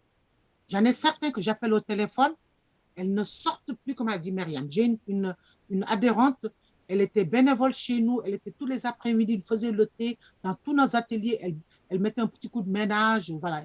Elle faisait partie des personnes qui aménageaient le local et tout. Cette personne, depuis le 16 mars, je n'ai pas mis les yeux sur lui parce qu'elle me dit qu'elle ne sortait plus. Elle a peur de sortir parce qu'elle a une maladie rare, je ne sais pas quoi. Elle dit quand elle sort, elle risque d'attraper la maladie. Quand elle vit avec sa mère à Villeneuve-Saint-Georges, ses parents sont vivants, mais elle a pris le pari de ne plus sortir. Elle a cette peur. Et moi, quand elle l'a dit au téléphone, j'ai essayé de discuter, j'ai essayé de demander le pourquoi. Elle m'a dit qu'elle a une maladie rare. Elle a peur, si elle sort, d'attraper le Covid. Donc, voilà. Il y a aussi l'effet des vaccins dont on discute, l'effet des tests. Il y a des personnes qui ne veulent pas faire le test. Ils font le test parce que des fois, ils sont obligés. Il y a l'espèce des vaccins aussi, on en a parlé avec certaines personnes qui voilà. il y a beaucoup de cas de conscience. Il y a des personnes qui se disent que ouais, le vaccin est efficace, je le fais. Parce qu'au mois de juillet, je dois aller en vacances. Donc, si on me le demande pour les passes sanitaires, il y a des personnes, je dois aller à un festival, je dois aller à une fête, donc je le fais. Il faut savoir qu'aussi, on a beaucoup de fêtes familiales qui ont été suspendues. Et c'était vraiment des lieux de rencontre, de convivialité. À cause de la pandémie, ces festivités ont été vraiment réduites à un strict minimum. Il y a des gens aussi qui vivent ces périodes très, très mal. Mais en tout cas, pour revenir un peu sur la culpabilité, moi, au début, sur le tas, si quelqu'un vient me dire, parce qu'il a eu ses problèmes, ou bien il s'est soigné, ou bien ça va, au début, je culpabilise. Mais quand je discute avec la personne, je me suis dit, en amont, j'ai déjà fait un travail avec cette personne. Donc, du coup, l'objectif maintenant, c'est de continuer à suivre ces personnes, à ne pas les laisser au bord de la route. La majeure partie de nos adhérents, je vois qu'aujourd'hui, nous, on faisait des ateliers de 20 personnes, 25 personnes par jour, que ce soit la parentalité, la citoyenneté ou même l'estime de soi. Au jour d'aujourd'hui, il y a des personnes qui ont peur de venir à l'association parce qu'elles se disent elles vont contracter la maladie, même si elles ont fait le vaccin. Elles se disent qu'elles n'ont plus confiance en elles-mêmes. Donc, je me suis dit, et moi, comment j'essaie voilà, de voir que ces personnes ont des soucis. Bien, voilà, ils me parlent de leur sommeil. Ils ne dorment plus la nuit, font des nuits blanches. Ils ne s'alimentent plus beaucoup. Il y en a qui ne mangent pas du tout. Ils sont perdus l'appétit. Et donc, ce sont des personnes qui avaient la joie de vivre. Quand on fait des ateliers cuisine, on voyait que ça mangeait bien. On s'échangeait des recettes et tout. Et quand je vois au jour d'aujourd'hui, ces personnes qui ont voilà, un truc par rapport à la nourriture, je me suis dit, bon, voilà, cette pandémie, quand même, elle a laissé des traces. Mais nous, en tant qu'acteurs associatifs, on essaie de les faire sortir de cela. Pour illustrer cela, là, au sortir de la pandémie, on a beaucoup de personnes qui nous ont appelés pour nous dire qu'il y en a qui sont isolés, mais par contre, comme on a l'habitude de les amener tout le temps en vacances et tout, on fait des séjours d'une semaine, 2 semaines à la campagne, au bord de la mer et tout. Là, il y a les demandes qui explosent en ce moment. Il y a des personnes qui demandent à aller au bord de la mer. Il faut savoir que Villeneuve-Saint-Georges, il y a 200 km, donc voilà. Ça c'est bien, c'est-à-dire ça permet de résoudre le problème du syndrome de la cabane. Oui, voilà. Oui. Donc voilà. Et là, on s'attelle et on a 45 familles. Ça ne s'est jamais fait. 150 personnes aujourd'hui qu'on a répertoriées, on a déjà fait la liste, qui nous demandent obligatoirement de les amener en vacances. Il faut qu'ils sortent un peu de Villeneuve-Saint-Georges. Il faut savoir, notre quartier, les gens ne sortent pas. Ça, on l'a toujours dit. Les gens sont cloisonnés. Voilà. Pour pas mal il y a diverses raisons. Hein. Ils ont des problèmes financiers, ils n'ont pas les moyens. Je vois même des jeunes de notre quartier que j'ai connus depuis l'âge de 6 ans. Aujourd'hui, ils ont 25-26 ans. Ils ne connaissent que le centre commercial, par exemple, les environs, le centre commercial, comment ça s'appelle, le Belle Épine, mais ils ne connaissent pas Châtelet. Ils vont pas, alors qu'on a 15 minutes par le RRD pour aller à Paris. Je vois des adhérents qui n'ont jamais été à Paris. Ils habitent Villeneuve-Saint-Georges. Donc là, c'est à réfléchir. Ils sont confinés, donc voilà, ils sont cloisonnés. Alors, on va peut-être revenir sur notre sujet. Je ne sais pas si Stéphane, Monique… Oui, moi, je voudrais bien intervenir parce que je trouve que je remercie beaucoup Mme Célibé et Myriam pour leur témoignage et du travail remarquable qu'elles font au niveau association. Et moi, ça m'interroge beaucoup aussi sur… je travaille pour l'éducation nationale, hein, donc moi, je suis conseiller principal d'éducation en collège à Paris, collège d'éducation prioritaire. J'ai fait toute ma carrière en éducation prioritaire, hein, donc dans le 19e. Et donc, tout ce que j'entends, je pense qu'ils n'ont pas de culpabilité à avoir. Heureusement qu'ils sont là. Je tiens à le dire, parce que je pense qu'au niveau de l'éducation nationale, je trouve que c'est un vrai problème. C'est que la pandémie, on l'a fait comme si elle n'existait pas. Je vais m'expliquer, c'est-à-dire que les établissements ont été fermés brutalement au mois de mars. Et depuis, on continue, alors au gré de la condition sanitaire, donc à un moment, ça a été refermé. Mais il n'y a jamais eu de moment où on a repris ça avec les élèves, avec les parents. Je parle au niveau éducation nationale, hein, sur ce problème-là. Et donc, c'est quand même… Et en plus, je trouve que ce qui m'a mis très en colère et que je trouve qu'il y a un scandale, d'ailleurs, c'est le terme de continuité pédagogique. Je trouve qu'il y a une violence terrible sur le fait qu'on ait fermé l'établissement du jour au lendemain et qu'on ait dit qu'il y avait la continuité pédagogique, donc l'école à la maison. Donc, on a fait reposer la responsabilité de l'école sur les parents. Donc, avec toutes les situations diverses. Et c'est quelque chose qu'on n'a pas du tout interrogé. Donc là, c'est vrai que nous, on est pris un peu par le quotidien. les injonctions contradictoires qu'on a, et on ne se pose jamais. Donc les élèves, je ne suis pas sûr qu'il y ait dans beaucoup d'établissements en France où ils ont eu un vrai moment, où ils ont pu se poser, s'exprimer, verbaliser sur ce qu'ils avaient vécu. Voilà. Et ça continue parce que, je ne sais pas si vous savez comment ça se passe, parce que vous avez entendu les annonces du ministre. Donc maintenant, moi, ça m'est arrivé récemment, quand on a fermé une classe, vous avez un cas dans une classe, donc vous fermez la classe pendant une semaine. C'est-à-dire que voilà, les élèves rentrent, et pour reprendre la classe, les élèves doivent revenir avec le résultat d'un test négatif. Sinon, ils ne peuvent pas réintégrer la classe. Et quand c'est un cas de continuation intrafamiliale, il n'y a pas seulement l'élève positif qui est concerné, c'est aussi les frères et sœurs. Donc là, j'ai une situation très simple. Hein. Une jeune fille qui est en 3e est testée positif. Donc, elle rentre chez elle, elle reste une semaine, la classe est fermée. Son frère qui est en 6e, eh ben, lui, il va manquer l'école pendant 17 jours. Parce que c'est les... Voilà.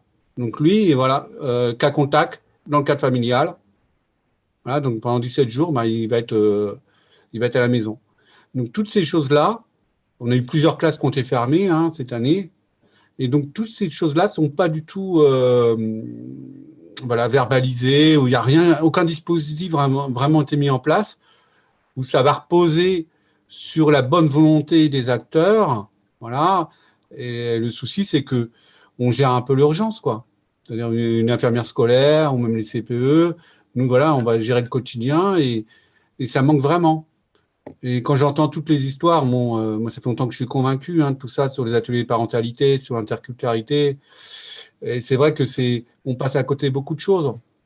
Et c'est quand même quelque chose moi, qui m'interroge. Alors, je parle vraiment pour l'éducation nationale. Je pense que c'est peut-être la même chose dans d'autres secteurs de l'État.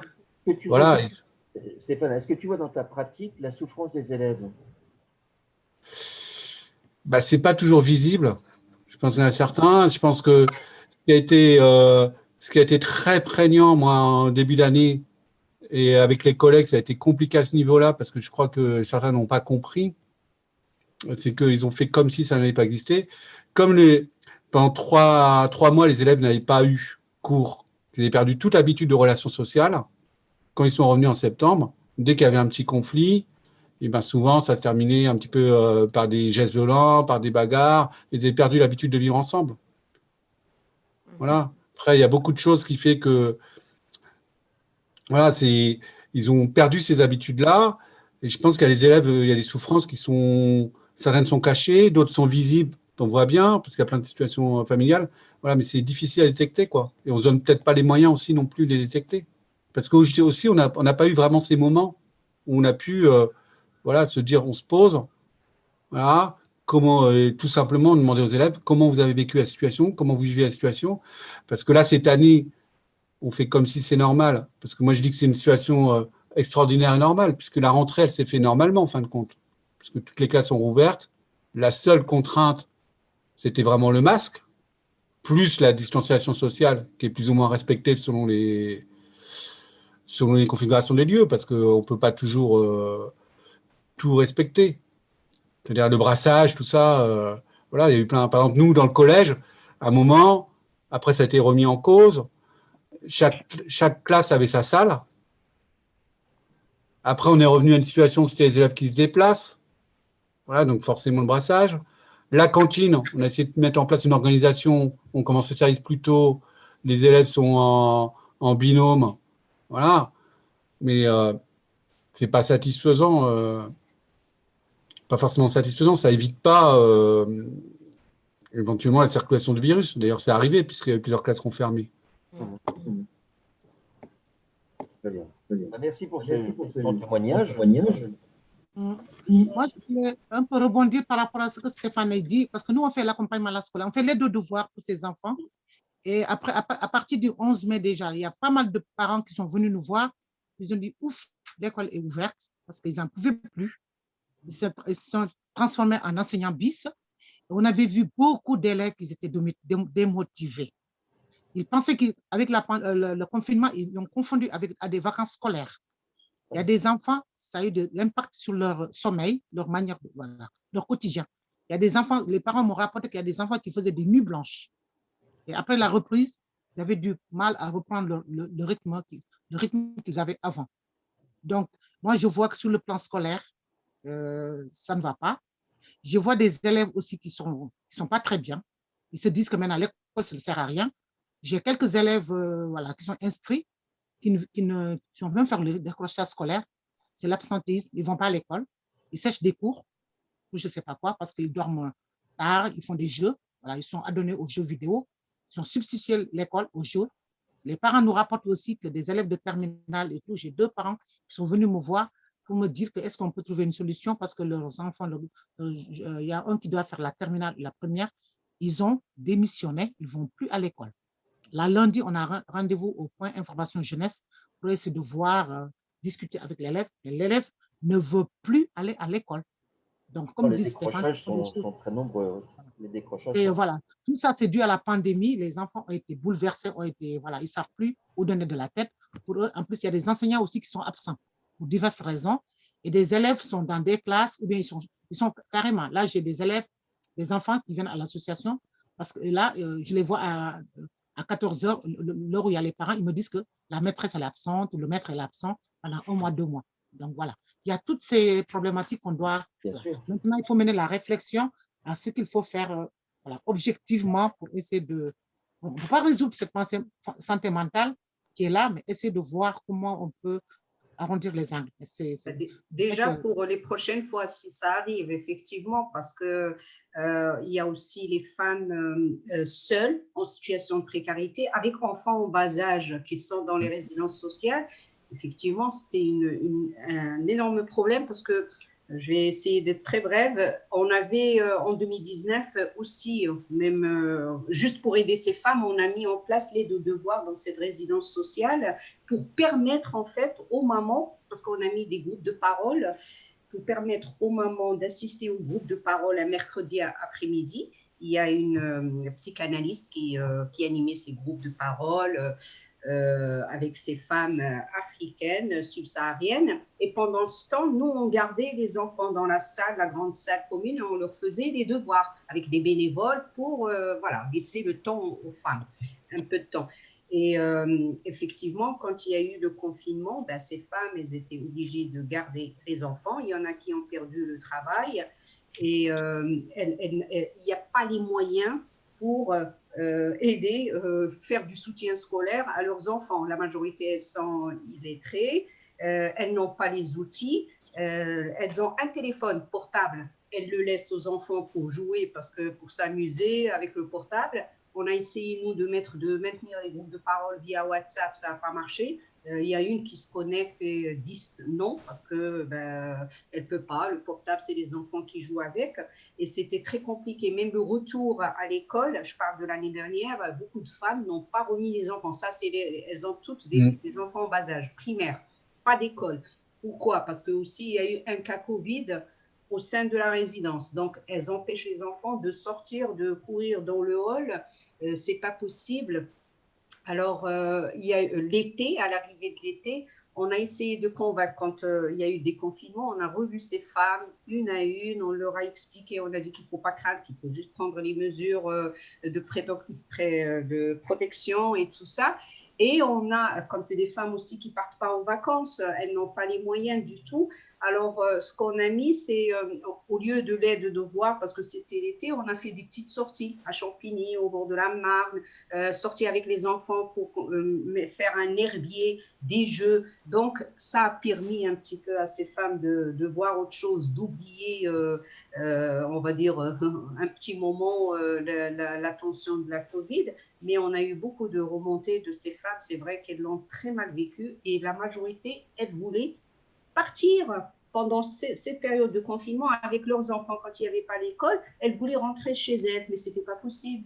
On ne pouvait pas voyager. Mais la majorité disait, je veux aller dans mon pays, au moins là-bas, ils seront les enfants dehors avec les autres. C'est comme si dans l'autre pays, il n'y a pas la Covid, quoi. C'est aussi ça. Voilà comment elles pensent. Ici, on est confiné, il y a le Covid, il n'y a pas école. J'aimerais bien partir dans mon pays, ça serait mieux. Mais on leur dit que même là-bas, il y a aussi de la Covid. Mais en fait, c'est pour dire que rien n'a été mis en place, ni on n'a même pas pensé à ces femmes aussi, des femmes précaires, seules, isolées, avec Tout à enfants. fait. Ça, c'est Et terrible. et en hôtel social en particulier. Franchement, Oui. c'est très Stéphane, je ne sais pas, tu voulais parler, ou il y a Nicole, Non, François? mais tout ce que j'entends m'interpelle aussi, hein. Moi, je suis entièrement d'accord. Par rapport au truc scolaire, ce qui est intéressant de voir, c'est que les enseignants sont en partie conscients des fois, parce que même les enseignants qui ont des enfants ont expliqué que même pour eux, ça a été difficile, l'école à la maison, même eux qui ont l'école de culture scolaire, de faire travailler les enfants. Mais quand c'est leurs propres élèves, c'est comme si ce volet-là, il y avait une dichotomie. C'était complètement oublié.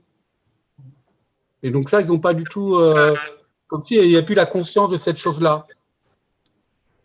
Et en plus, si vous voulez, tout ça s'est renforcé aussi par tout le discours ministériel pour moi, puisque là, j'entends les vacances. Le ministre a parlé des vacances apprenantes. Donc ce dispositif, on est toujours en train de remettre, alors que moi, pour moi, la priorité dès le départ où les écoles ont été fermées, c'était pas la continuité pédagogique, hein, c'était de maintenir le lien avec les familles et les élèves. C'est pas du tout la même chose. Et surtout, et sûrement pas transférer la charge de l'école aux parents. Les parents ne sont pas là pour devenir des enseignants bis. Ils sont là pour accompagner, construire avec nous, professionnels, dans la coéducation, mettre les enfants dans les meilleures conditions. Mais là, on leur a mis quelque chose sur le dos qui est sans aucune réflexion, puis du jour au lendemain.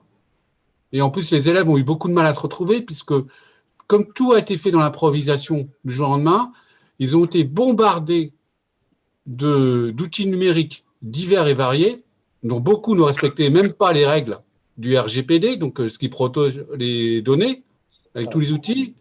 Voilà. Et donc des trucs comme si, d'un seul coup, par magie, des élèves qui avaient déjà du mal à l'école à s'organiser, à être autonomes dans leur travail, pourraient devenir autonomes chez eux, tout seuls. Non, tout à fait. Tout à fait. Et ça a continué là encore cette année, hein. Parce que cette année, quand même, juste une anecdote, hein. Donc là, pendant un mois, les écoles ont été fermées. Donc du 2 avril jusqu'au 3 mai. Donc pendant ce mois qui a été fermé, il y a eu 2 semaines de vacances, il y a 2 semaines d'école à la maison. Et ben, il y a des enseignants qui ont mis des zéros quand même. Oui. On a rendu. Voilà. Donc voilà, ma principale, elle a quand même fait un mot aux collègues en disant, bon, là, il faudrait peut-être que pas mettre des zéros pour cette période-là, peut-être que voir s'ils peuvent récupérer ce qu'il y avait à faire, alors qu'il était bien clair que là, on devait juste retravailler éventuellement les apprentissages. Ce n'était pas question de faire de nouvelles leçons ou d'évaluer. Nicole. Ouais. Alors, moi, je travaille à l'université et du coup, auprès des étudiants, on a été confrontés aussi à cette douleur, à cette souffrance psychologique qui, on le savait déjà, il y avait des étudiants qui étaient en situation de précarité, mais la pandémie a vraiment mis en lumière toute cette souffrance de l'isolement qui a été créée par l'isolement et puis la fragilité, au niveau numérique, on s'est rendu compte que beaucoup de cours étaient de fait en numérique, par Zoom, par Teams, par n'importe quel autre moyen, mais qu'il y a beaucoup d'étudiants, n'empêche, qui ne disposaient pas des outils nécessaires ou qui avaient des portables qui ne fonctionnaient pas ou qui étaient dans des zones blanches. Donc, ça a accentué leur souffrance. Ils ne pouvaient pas suivre les cours, il fallait qu'ils se débrouillent avec d'autres personnes pour suivre les cours. Et puis, cette situation d'isolement où, effectivement, à cet âge-là, on est beaucoup ensemble. Et l'université, tant bien que mal, a pu mettre en place des lignes de soutien, soit à distance, soit en présentiel, alors qui ont fonctionné tant bien que mal. Mais il y a quand même eu des cas de suicide d'étudiants parce que la situation devenait invivable. Et puis aussi l'isolement géographique avec les parents, avec les étudiants qui viennent d'ailleurs, où ils ne pouvaient pas retourner et chez eux, et ils se retrouvaient vraiment dans des situations de logement très compliquées à vivre. Après, il y a eu le système du repas à 1 € qui a beaucoup soulagé certains, Mais c'est vraiment une période où la situation, j'espère, j'ai vu que l'Observatoire de vie étudiante avait fait pas mal d'études qui avaient mis en œuvre, qui avaient relevé toutes ces difficultés, mais je pense qu'au-delà des difficultés, il faut vraiment penser aussi à ces conditions de logement où au Crous, c'est pas possible. C'est pas possible de remettre des personnes, même si elles sont pour faire des études qui durent pas si longtemps que ça, mais les conditions de logement sont trop compliquées. Pour s'approvisionner, pour manger, c'est aussi très compliqué. Donc, on se rend compte en tout cas et puis que les cours à distance avec des enseignants. Alors, il y a des enseignants qui ont une vraie pédagogie à distance, et puis il y en a d'autres qui lisent un cours ou qui font passer des slides, et c'est pas de la pédagogie, et ça met vraiment en difficulté les étudiants. Donc, a priori, pour septembre, il y aura un retour sur site à 100%. Donc, on ne sait pas trop comment ça va être vécu parce que le retour progressif n'a pas du tout fonctionné l'année dernière. Cette année non plus, ça n'a pas beaucoup fonctionné. Donc, et puis, ça a mis vraiment en lumière la difficulté la souffrance psychologique, et puis la difficulté des moyens aussi.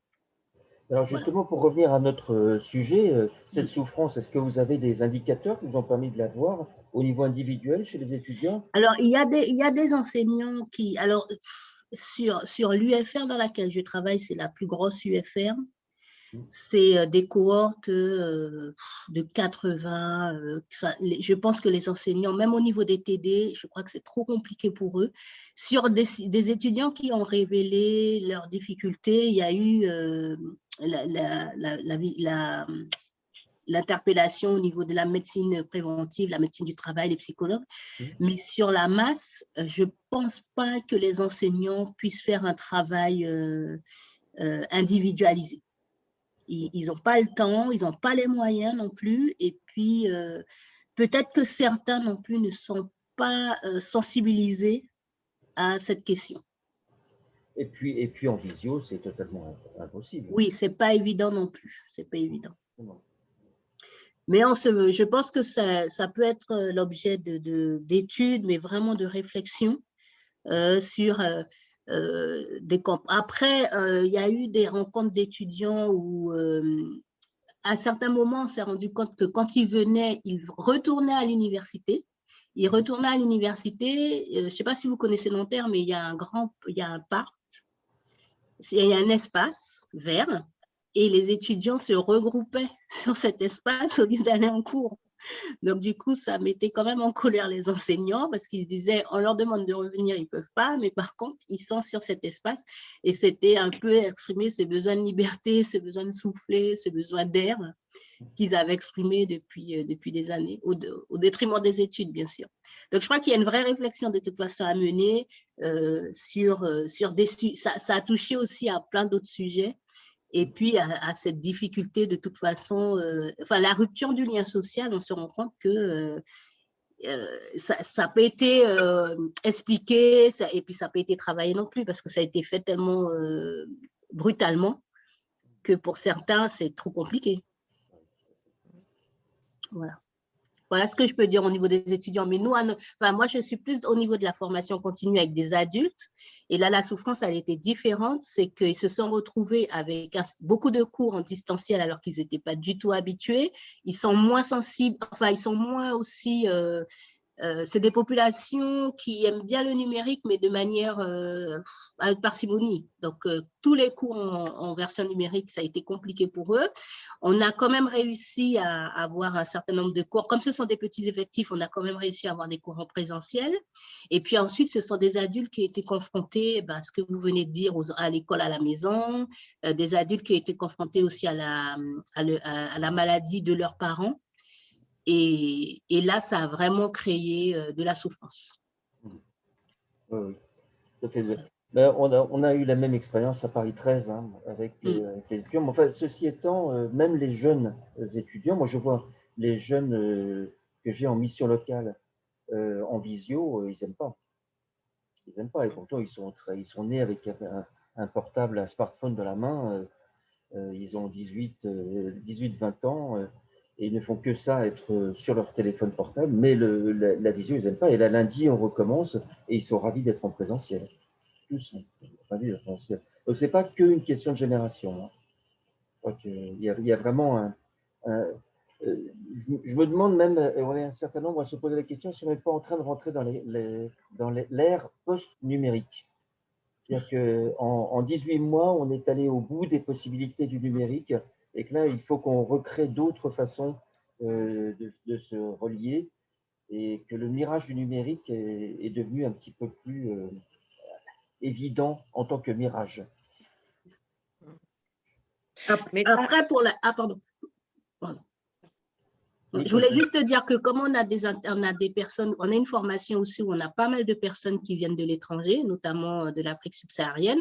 Le fait de la pandémie, ça les a plutôt arrangés dans le sens où comme ils doivent revenir en France, les problèmes de logement, voilà, et même au niveau du coût, là, ça a été, alors, au-delà de certains qui rencontraient des difficultés à certains moments ou bien le décalage horaire, mais sur cette formation où on a vraiment beaucoup de personnes à l'extérieur, ça a été, elle a plutôt été bien suivie. Mais ce n'est pas les mêmes formations. Moi, je sais, quand on était au Centre international de l'enfance, on a créé un cours, il y avait le cours en présentiel pendant 3 mois, et puis on a créé un cours par correspondance, justement, pour ce public à l'extérieur, mais ce n'est pas la même formation.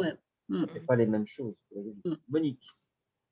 Oui, moi je voulais revenir sur la vulnérabilité de tout un chacun par rapport à cette crise, à cette pandémie. Mais je crois qu'il y a un point qui est important, c'est au niveau de cette vulnérabilité, c'est les peurs irrationnelles. C'est-à-dire que la personne qui travaille à l'Éducation nationale l'a bien suggéré tout à l'heure, c'est vrai que peu de personnes ont pris le temps de se poser pour débriefer sur tout ce vécu, toutes ces interprétations aussi, toutes ces peurs qui ne sont pas exprimées. Et à ce titre, hier, il y a Elisabeth Badinter qui était dans une interview et qui le disait fort bien, fort justement. Elle parlait de la difficulté de la violence actuelle, mais laquelle violence, elle est sous-tendue par l'impossibilité de mettre en mots, que ce soit les élèves, que ce soit les adultes, par rapport à ce qui se passe, par rapport à ce qu'on vit. Et je trouve qu'elle avait tout à fait raison de soulever cette question. Pourquoi on en arrive à des violences pareilles? Parce que la communication pose problème, parce qu'il y a des peurs irrationnelles tout autour. C'était juste là, ça que je voulais partager avec vous. Non, mais je pense que l'irrationalité de la pandémie, elle a été gérée par des outils psychiques spécifiques. Quand Mme Sidibé parlait du Safara, c'est ça, quand on en Wolof? Safara, en fait, c'est un liquide. Quand on est pris par des démons, je ne sais pas quoi, donc c'est un liquide. C'est une potion magique qu'on se met et qui est censée nous protéger. C'est ça, c'est une potion magique. Mais le gel hydroalcoolique, c'est une potion magique. Le masque, c'est un gris-gris, c'est un fétiche. Ça ne sert à rien. On sait très bien que ça ne sert à rien épidémiologiquement. Mais voilà, il nous faut notre fétiche. Voilà. Et donc, il y a eu une gestion spontanée, irrationnelle par la population de ces peurs qui revitalisaient les peurs d'épidémie, hein, qui sont des héritages ancestraux depuis la peste et le choléra. Et l'irrationalité a été à l'ordre du jour, avec des orthodoxes et des hérétiques. Hein, on a eu Didier Raoult, notre hérétique, on a eu… Enfin bref, c'est une configuration typiquement médiévale qu'on a vécue et durant laquelle les outils psychiques ont été similaires, qui ont été mobilisés. Moi, je voulais rajouter quelque chose, même par rapport à cette… parce qu'au début, on disait, en fait, le coronavirus, on disait que c'est une grippe. Il faut savoir que la grippe, nous, en Afrique, on l'a vécu depuis la tendre enfance. On a vécu le paludisme. Et donc, quand je discute avec certaines personnes, ils me disent, ouais, il y a une minorité quand même qui banalise cette maladie. Ils disent, bon, c'est la grippe, hein, nous, on l'a déjà vécu, il n'y a pas de souci, on va s'en sortir. Ça, ce sont les personnes qui sont vraiment du côté, voilà, qui sont positifs, qui pensent qu'on va sortir de cette maladie. Mais il y a des personnes quand même qui pensent que cette pandémie, ça va emporter tout le monde. Hein. Donc, il y a une peur. Il y a une peur voilà. Mais bon, il faut avoir un petit peu une réflexion virologique. Ebola ne se transmet pas tant que ça parce que les gens meurent très vite. Voilà, mais Donc, voilà, on peut pas. le paludisme. Et le paludisme, comment vous le… Mais c'est autre chose. Le paludisme est transmis par l'anophèle. Donc, il n'est pas transmis directement. Mais dans les virus qui se transmettent mais il faut la directement, voilà, la Covid-19 est finalement une maladie bénigne. Et c'est ça son danger. Parce qu'elle est bénigne, donc il y a des gens qui ne sont pas malades et qui transmettent le virus. Alors que Ebola est une maladie très grave, mais tout le monde est malade, donc on peut isoler facilement les gens contaminants. Voilà, donc c'est toute la difficulté. Le problème, c'est qu'on a mélangé dans les communications la bénignité, la malignité, la gravité et la transmissibilité. Donc, il y a tout un boogie-booga là, qui s'est mis en place, histoire que les gens mettent leur masque et soient sages et restent à la maison. Bon. Moi, je voulais aussi un peu rebondir par rapport à l'angoisse, parce qu'on fait l'accueil social. Et parce que vous avez vu qu'il y a, à cause de la suite de la pandémie, il y a beaucoup d'institutions qui ont mis en place, comment ça s'appelle, le truc dématérialisé, c'est-à-dire qu'il n'y avait plus de présentiel. Donc, il fallait tout envoyer par mail. Comme disait tout à l'heure Nicole, il y a des personnes qui n'ont pas, cet accès au numérique. Nous, on a des adhérents qui ne s'y connaissent pas du tout. Et ça a été une vraie angoisse pour gérer ça. Heureusement, bon, nous, on a essayé de créer tant bien que mal des ateliers numériques. Parce que quand il fallait, au début de l'année, on a vu qu'il y avait beaucoup de personnes qui n'avaient plus leur CAF. Bon, c'est pour subsister. Hein. Ils n'avaient plus, donc là, parce qu'ils avaient oublié d'envoyer par mail numérisé. Ça, c'est des termes qui étaient nouveaux dans leur vocabulaire. Et donc, du coup, nous, on a constaté des phénomènes d'angoisse par rapport à cela. Comment arriver à faire correctement leur démarche administrative. Donc là, ce sont des phénomènes. Voilà. Non, et puis sans parler des bugs numériques. Oui, hein, oui. Ce que je racontais à Myriam, c'est que jeudi, j'avais un séminaire en visio avec Migration Santé. Safia m'a envoyé le lien à midi. Je l'ai reçu vendredi matin à 7 h du matin. Et il y a aussi, enfin, par rapport à ce que disait Madame Kouna, c'est vrai que ce qui a aussi engendré un stress énorme l'année dernière auprès des personnes migrantes, âgées ou pas, c'était justement tout ce qui relève de l'administratif, donc la vulnérabilité administrative, parce que les personnes, moi je trouve inadmissible comment les institutions informent les professionnels, ceux qui peuvent avoir le mail, savoir que les droits sont prolongés, mais les personnes concernées elles-mêmes ne sont pas au courant. Donc nous, les personnes qu'on va voir, on va les informer comme quoi, ne vous inquiétez pas, titre de séjour, c'est prolongé, hein, la CAF, le droit à ceci, à cela. Mais ceux qu'on ne voit pas et qu'on ne touche pas, et qui sont isolés, qui n'ont pas le numérique, qui ne peuvent pas y accéder, ils ne le savent pas. Donc, ils sont tellement stressés parce que le titre de séjour a expiré, parce que la CAF a coupé les allocations pour tel ou tel motif. Donc, ces personnes ne sont pas informées. Qu'est-ce qu'il faut faire pour les informer? Tout simplement, leur envoyer un courrier à chaque personne, comme on fait. En fait, je disais aussi par rapport à la vaccination, j'avais une idée comme ça, je l'ai dit lors d'un groupe de travail avec Santé publique France, c'est-à-dire médiation sur la vaccination pour inciter les personnes à se faire vacciner. Tout au début, j'ai dit, là, c'est pas mon envoie bien des courriers pour convoquer ou inviter les personnes de plus de 50 ans à se faire dépister le sein, le côlon, les cancers. Je parle des cancers et je ne comprends pas pourquoi ça n'a pas été la même chose, envoyer un courrier à toute personne qui a un numéro de sécurité sociale pour dire, par exemple, la vaccination n'est pas gratuite, mais vous pouvez vous faire vacciner. C'est très simple d'envoyer un courrier.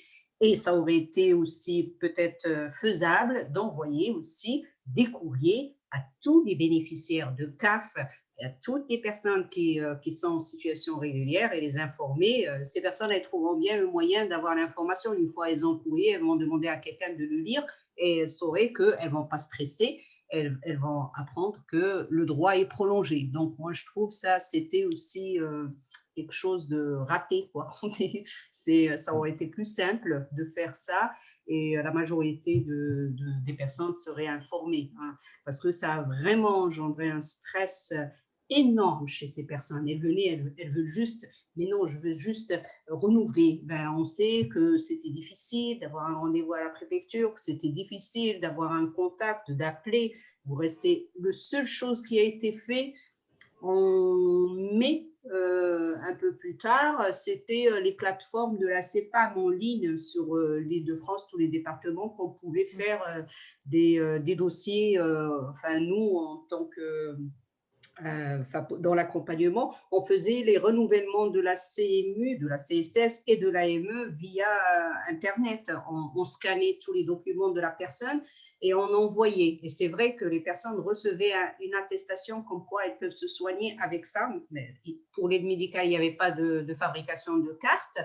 Et pour la CSS, c'était reconduit, c'est très bien, mais ce n'était pas suffisant pour les autres institutions. Elles auraient pu faire des choses pareilles, quoi.